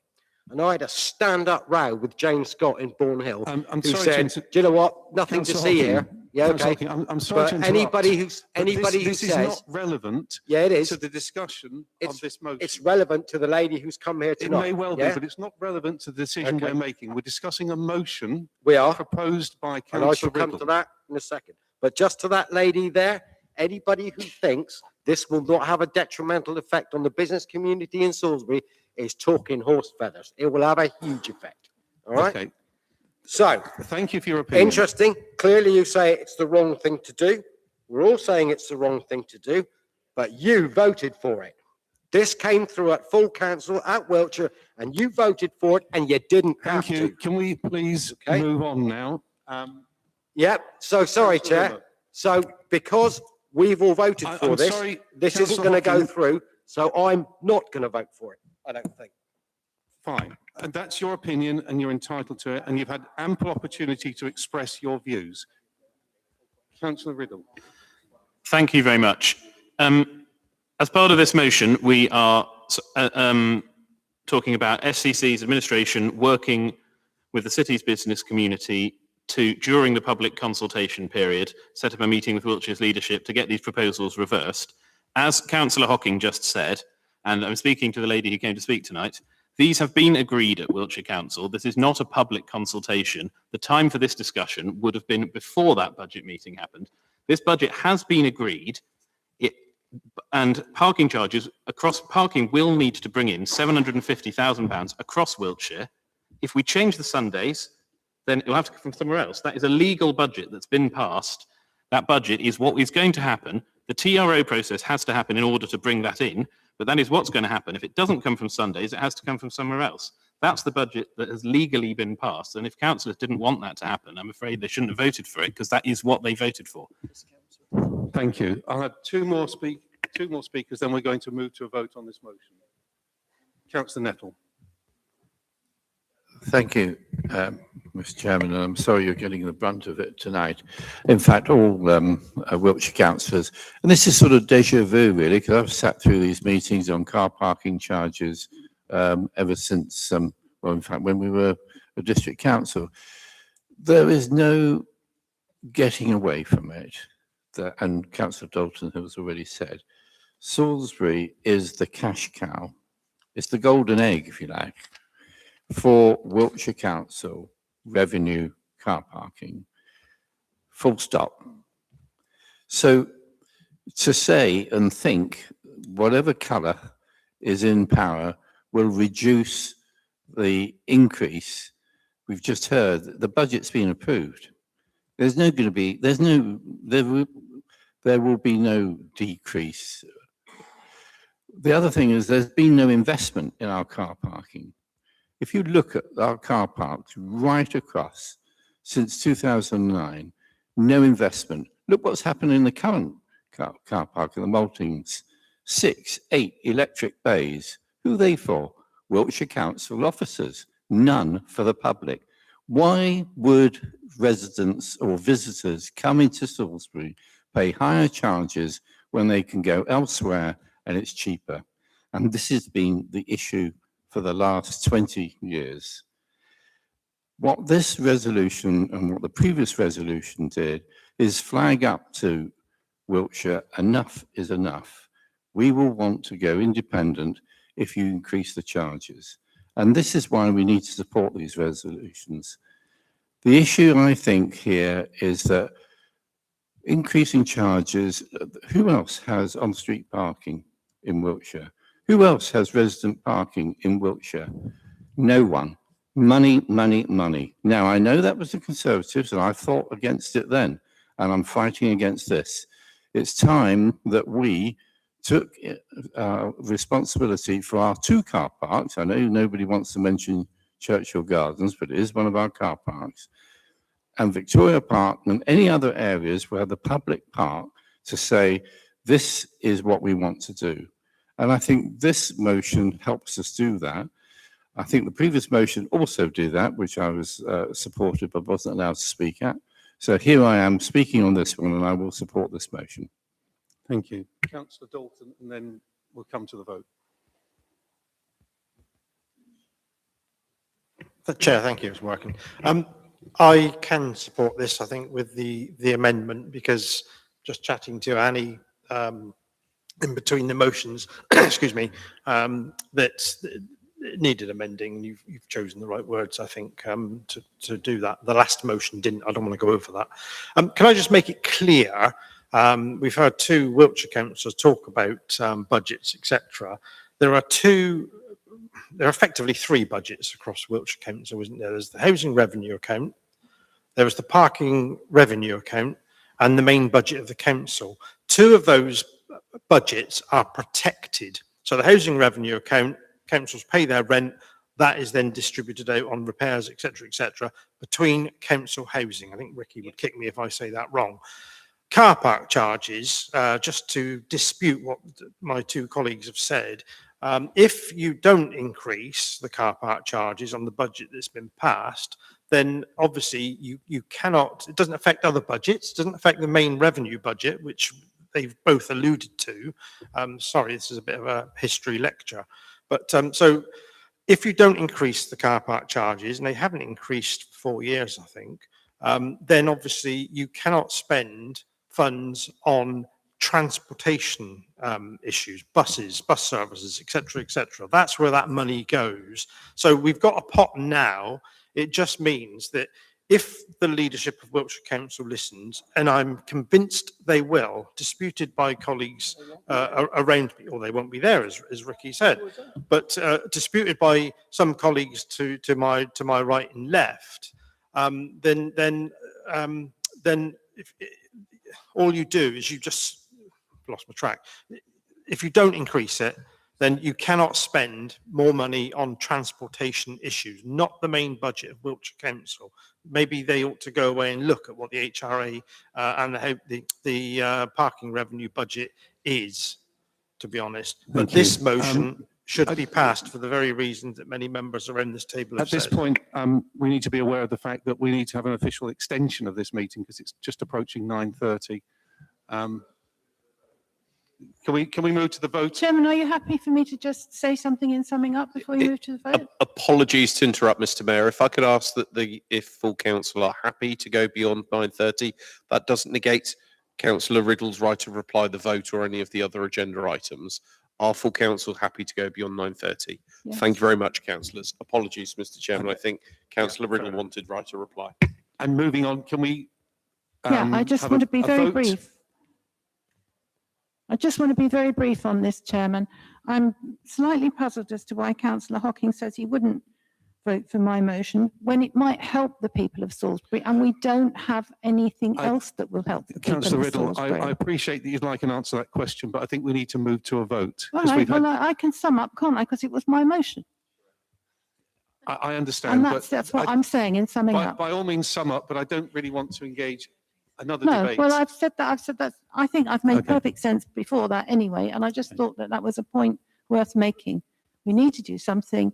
This is a good way, a constructive way that's been offered in a spirit of helpfulness to try to do it in a cooperative way, with the caveat that if that doesn't work, we will then consider what other measures we can take, and we won't just back away from it. Okay? Thank you. Point of order, Chair. All those in favour Point of the of motion? order, Chair. Point of order. I'm not sure what the amended wording is. Could somebody explain Okay. to me Can you what read we're the actually voting on? amended motion, please. Thank you. So it says the first paragraph is as is, it doesn't change. During the public consultation period, SCC's administration will work with the city's business community and set up a meeting with Wiltshire's leadership to get these proposals reversed. At the very least, the higher Sunday charges and extended hours should be dropped. Should that fail, this council will consider decoupling Lush House car park charges and hours from those of Wiltshire and instruct officers to freeze the charges and hours, thereafter reviewing them during the annual budget setting process. Thank you. And that was And can we seconded have by clarity over Councillor what consider means from the officers? Sorry? What consider decoupling? I don't understand what consider means. What does that actually mean in practice? Could I ask the That officers? nevertheless is the motion that has been seconded, and I'd like to vote on it. All those in favour? I'd like to know from the CEO what that means. I think it is an extension. My interpretation is it's an extension of what was debated earlier, which is checking the legal processes to make sure that we can, and to come back to full council if there is the opportunity to decouple. Okay, all those in favour? 1, 2, 3. I think that's unanimous. Unanimous. Thank you.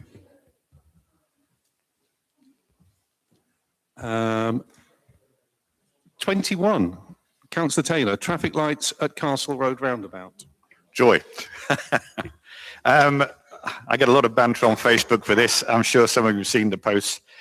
So, Castle Road roundabout on the A36 trunk road was equipped with analogue traffic lights. These have been turned off for over a month, 6 weeks now actually, to allow the lights to be upgraded from analogue to digital. The anecdotal evidence is that with the lights off, the traffic has flowed more freely, congestion and queues have been markedly reduced, and associated reduction in noise pollution and improvement in air quality. I've already spoken to National Highways. Apparently, it's safe to turn them off for a couple of months, but not safe to turn them off beyond that. That, as a safety expert myself, makes no sense to me. So my resolution is this council formally requests National Highways to investigate further whether Salisbury's trunk road roundabouts, including the Harnham Gyratory, could be operated more efficiently without traffic lights for part or all of the day. So the options are there for National Highways, but we want them to investigate further. Thank you. Okay, Councillor Dalton. Sorry, is that seconded, Chairman? What am I talking? Is it has? Yeah. Okay, sorry. Seconded by Councillor. Yeah.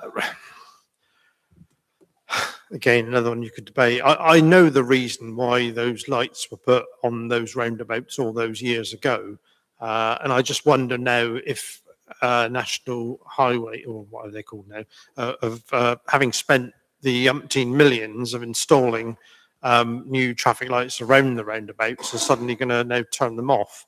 I guess the answer to that will be no. No, there never used to be traffic lights on those roundabouts until 1987, 88, I think, when a schoolboy was killed on the St. Mark's roundabout one morning. And I know that because I was stuck in the traffic for quite a long time at that point. And I don't agree, you've got the Harnham Gyratory there. That is a pedestrian crossing. So if you switch the lights off, I don't know what hours we're talking about here, you take away that pedestrian crossing, which is a safe point for children to cross. The whole gyratory, those lights are a pain in the bum, we all know that, but traffic flows when it's busy. And there, it's specifically a a crossing point for pedestrians to get from the east side of Newbridge Road to the west side of either New Harnham Road, and beyond, and maybe even up Coombe Road. If you're talking, is that the gyratory further up the road there? You can't turn those lights off. They are crossing points for pedestrians. Thank you. Councillor Rideout. Councillor Taylor referred to the posts about, and I assume you're talking about social media, about this Castle Road. This morning's posts were all going the other way, saying that we need the traffic lights because of all the accidents. As somebody who lives 5 doors away from the roundabout, I can tell you there is car debris all the way around it from all the accidents that are happening. Last Tuesday, a colleague of mine had an accident on the roundabout. She was hospitalised. She's now thankfully home again. We've talked about jumping the gun this evening with another motion. This is jumping the gun again. National Highways, as just been said, has invested an awful lot of money in changing these traffic lights. Wouldn't it be better to find out exactly how that is going to work before we go ahead asking them to change it? And as you said, it's anecdotal. There is no evidence, strong evidence, because the cameras on the roundabout that are owned by Wiltshire Council haven't worked for years. So there's no way of assessing exactly what's been going on that roundabout. So let's wait and see, is my opinion. Councillor Soddards. Yeah, I think,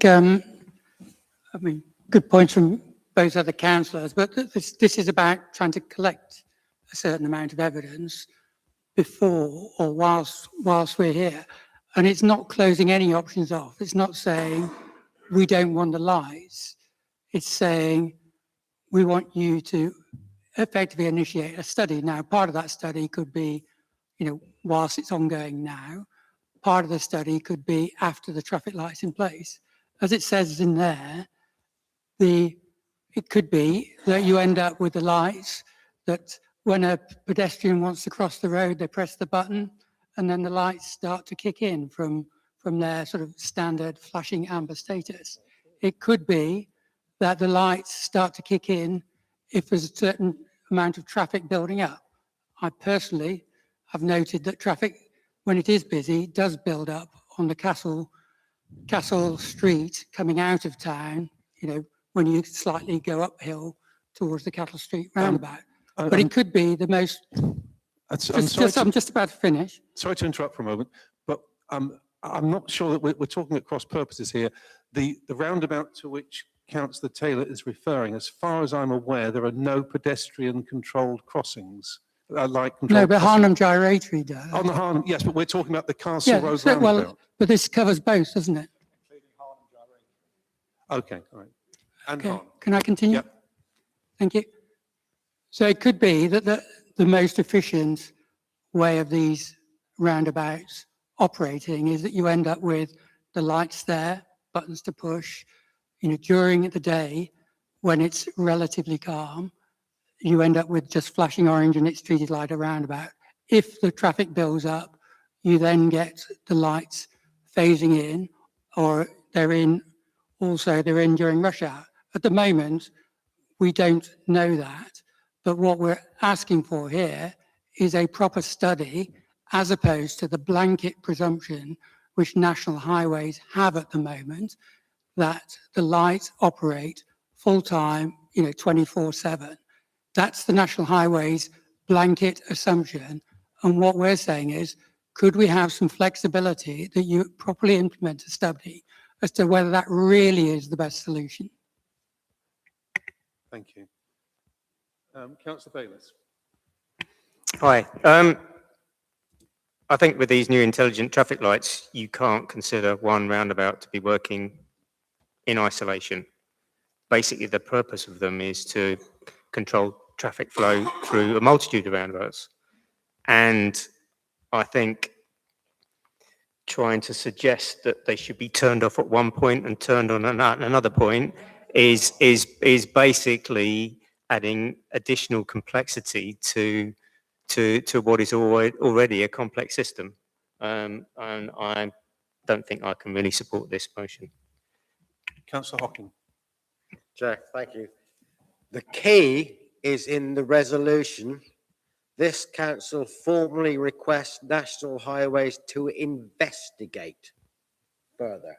Doesn't tell them to do it or force them to do it.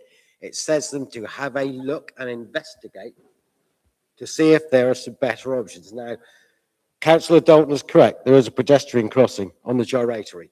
That's something that Wiltshire Council should have a look at to see if that could be better managed without stopping the traffic on the junction all the time. Now, we know, us locals know, when the traffic lights don't work, the congestion melts away.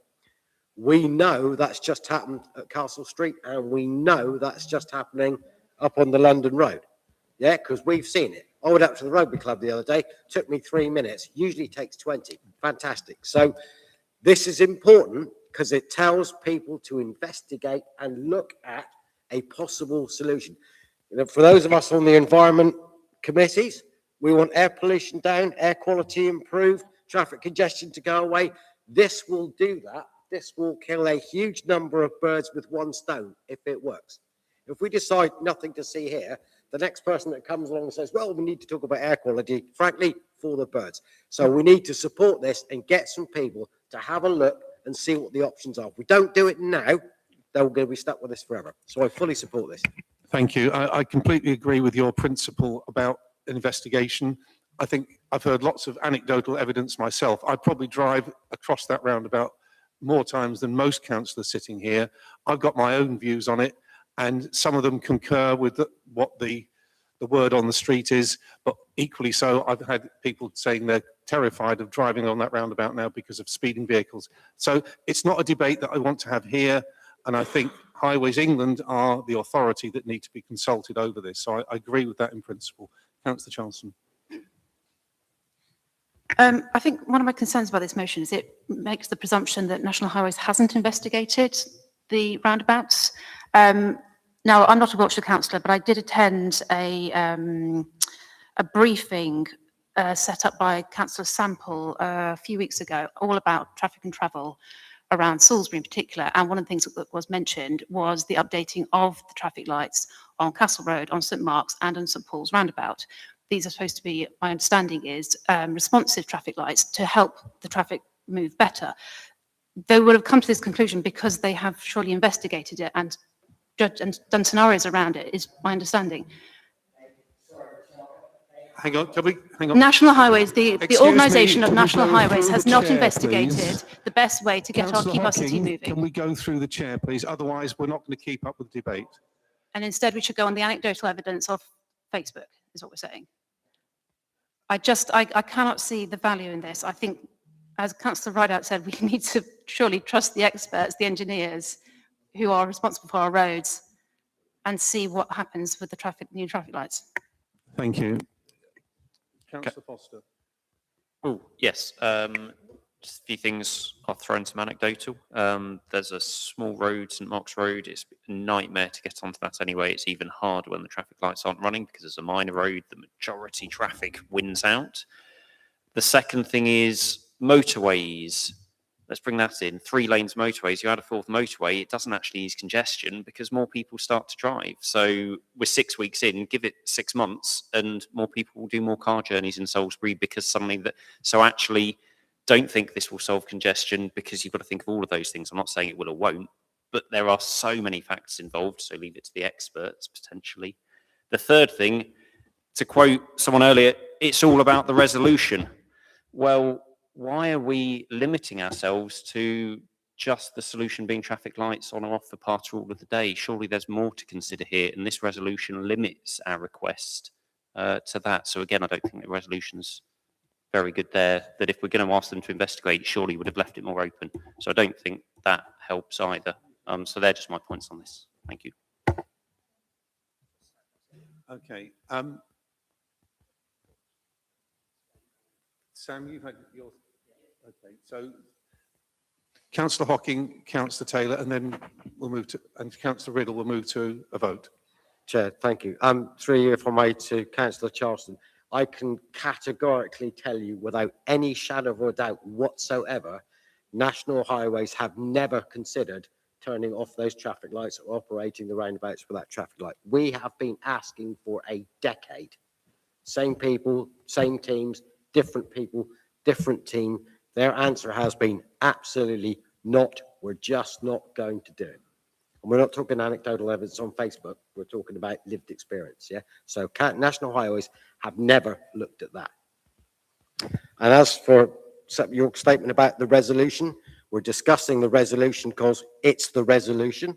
If we want to do another resolution about something else, bring that motion to another committee.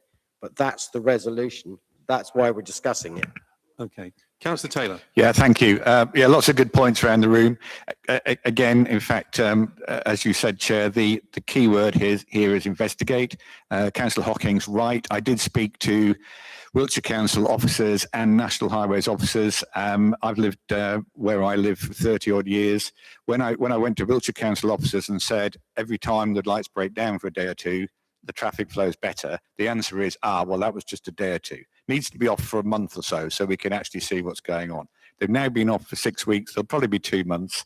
And it's a missed opportunity that we're not all sitting there with clipboards and paying attention and filming it. I mean, I stand on the Whirley Bridge road crossing every now and again, and I just watch it, and it flows freely. I cycle round it. It's safe. There's lots of advantages of how it currently is, and that's when the road markings are not optimized as a roundabout. So all we're saying is, please, National Highways, we've seen anecdotal evidence that it's improved for 6 whole weeks. Please investigate further, turning the lights off for part of the day or all of the day. It's down to them to determine, but they're the experts, but please have a look at it. That's all we're asking. Thank you. Councillor Riddle, then we'll move to a vote. I sympathise with what Councillor Taylor's trying to achieve here, but I'm very worried by the inclusion of Harnham Gyratory. This is used by hundreds of children every day, primary school children, as the only way they can get across that junction to get to school. So in the busy times of day, in the rush hour, when there's traffic, whizzing along to work at 9 o'clock in the morning, if you don't have those lights on the Harnham Gyratory, how are those poor little children going to get from East Harnham to the only primary school that they've got a choice to reach safely? And for that reason, I can't support it. I'm sorry. Okay, just to sum up, then I think what we've got here is a situation which is not in agreement entirely amongst the councillors in the room, possibly because we don't have sufficient expertise or knowledge or done the research. We may not find a solution that's the same for both roundabouts, but we're stepping into the territory of Highways England, who have the capacity and the responsibility for making those decisions.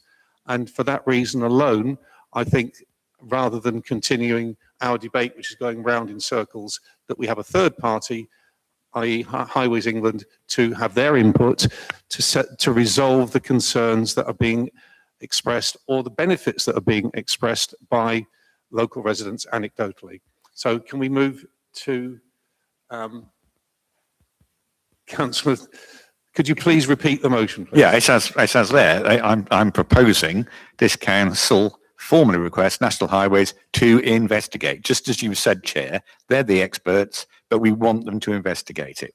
So that's the motion. Seconded. Councillor Hocking. All those in favour?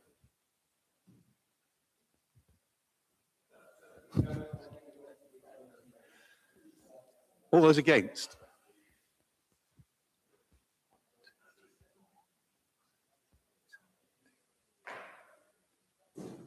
Abstentions? Motion was carried. Sorry, not carried. Devolved. Okay. We now move on to the exempt issue. So, Mr. Chairman, if I could just suggest that two things. One, yes, council has to vote to move into the exempt status to exclude the press and public. And just to come back on a point that Councillor Dalton made earlier, I think he was referencing Schedule 12A of the Local Government Act.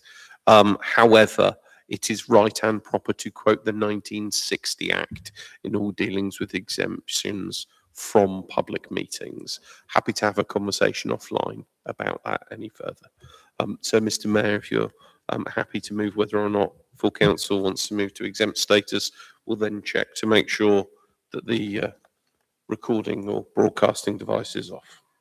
I mean, I see no reason why we shouldn't move to exempt status, given that there's no members of the public here anyway. So I suggest we continue as planned, and the debate about exempt status can be had on another day. Andy, can we check that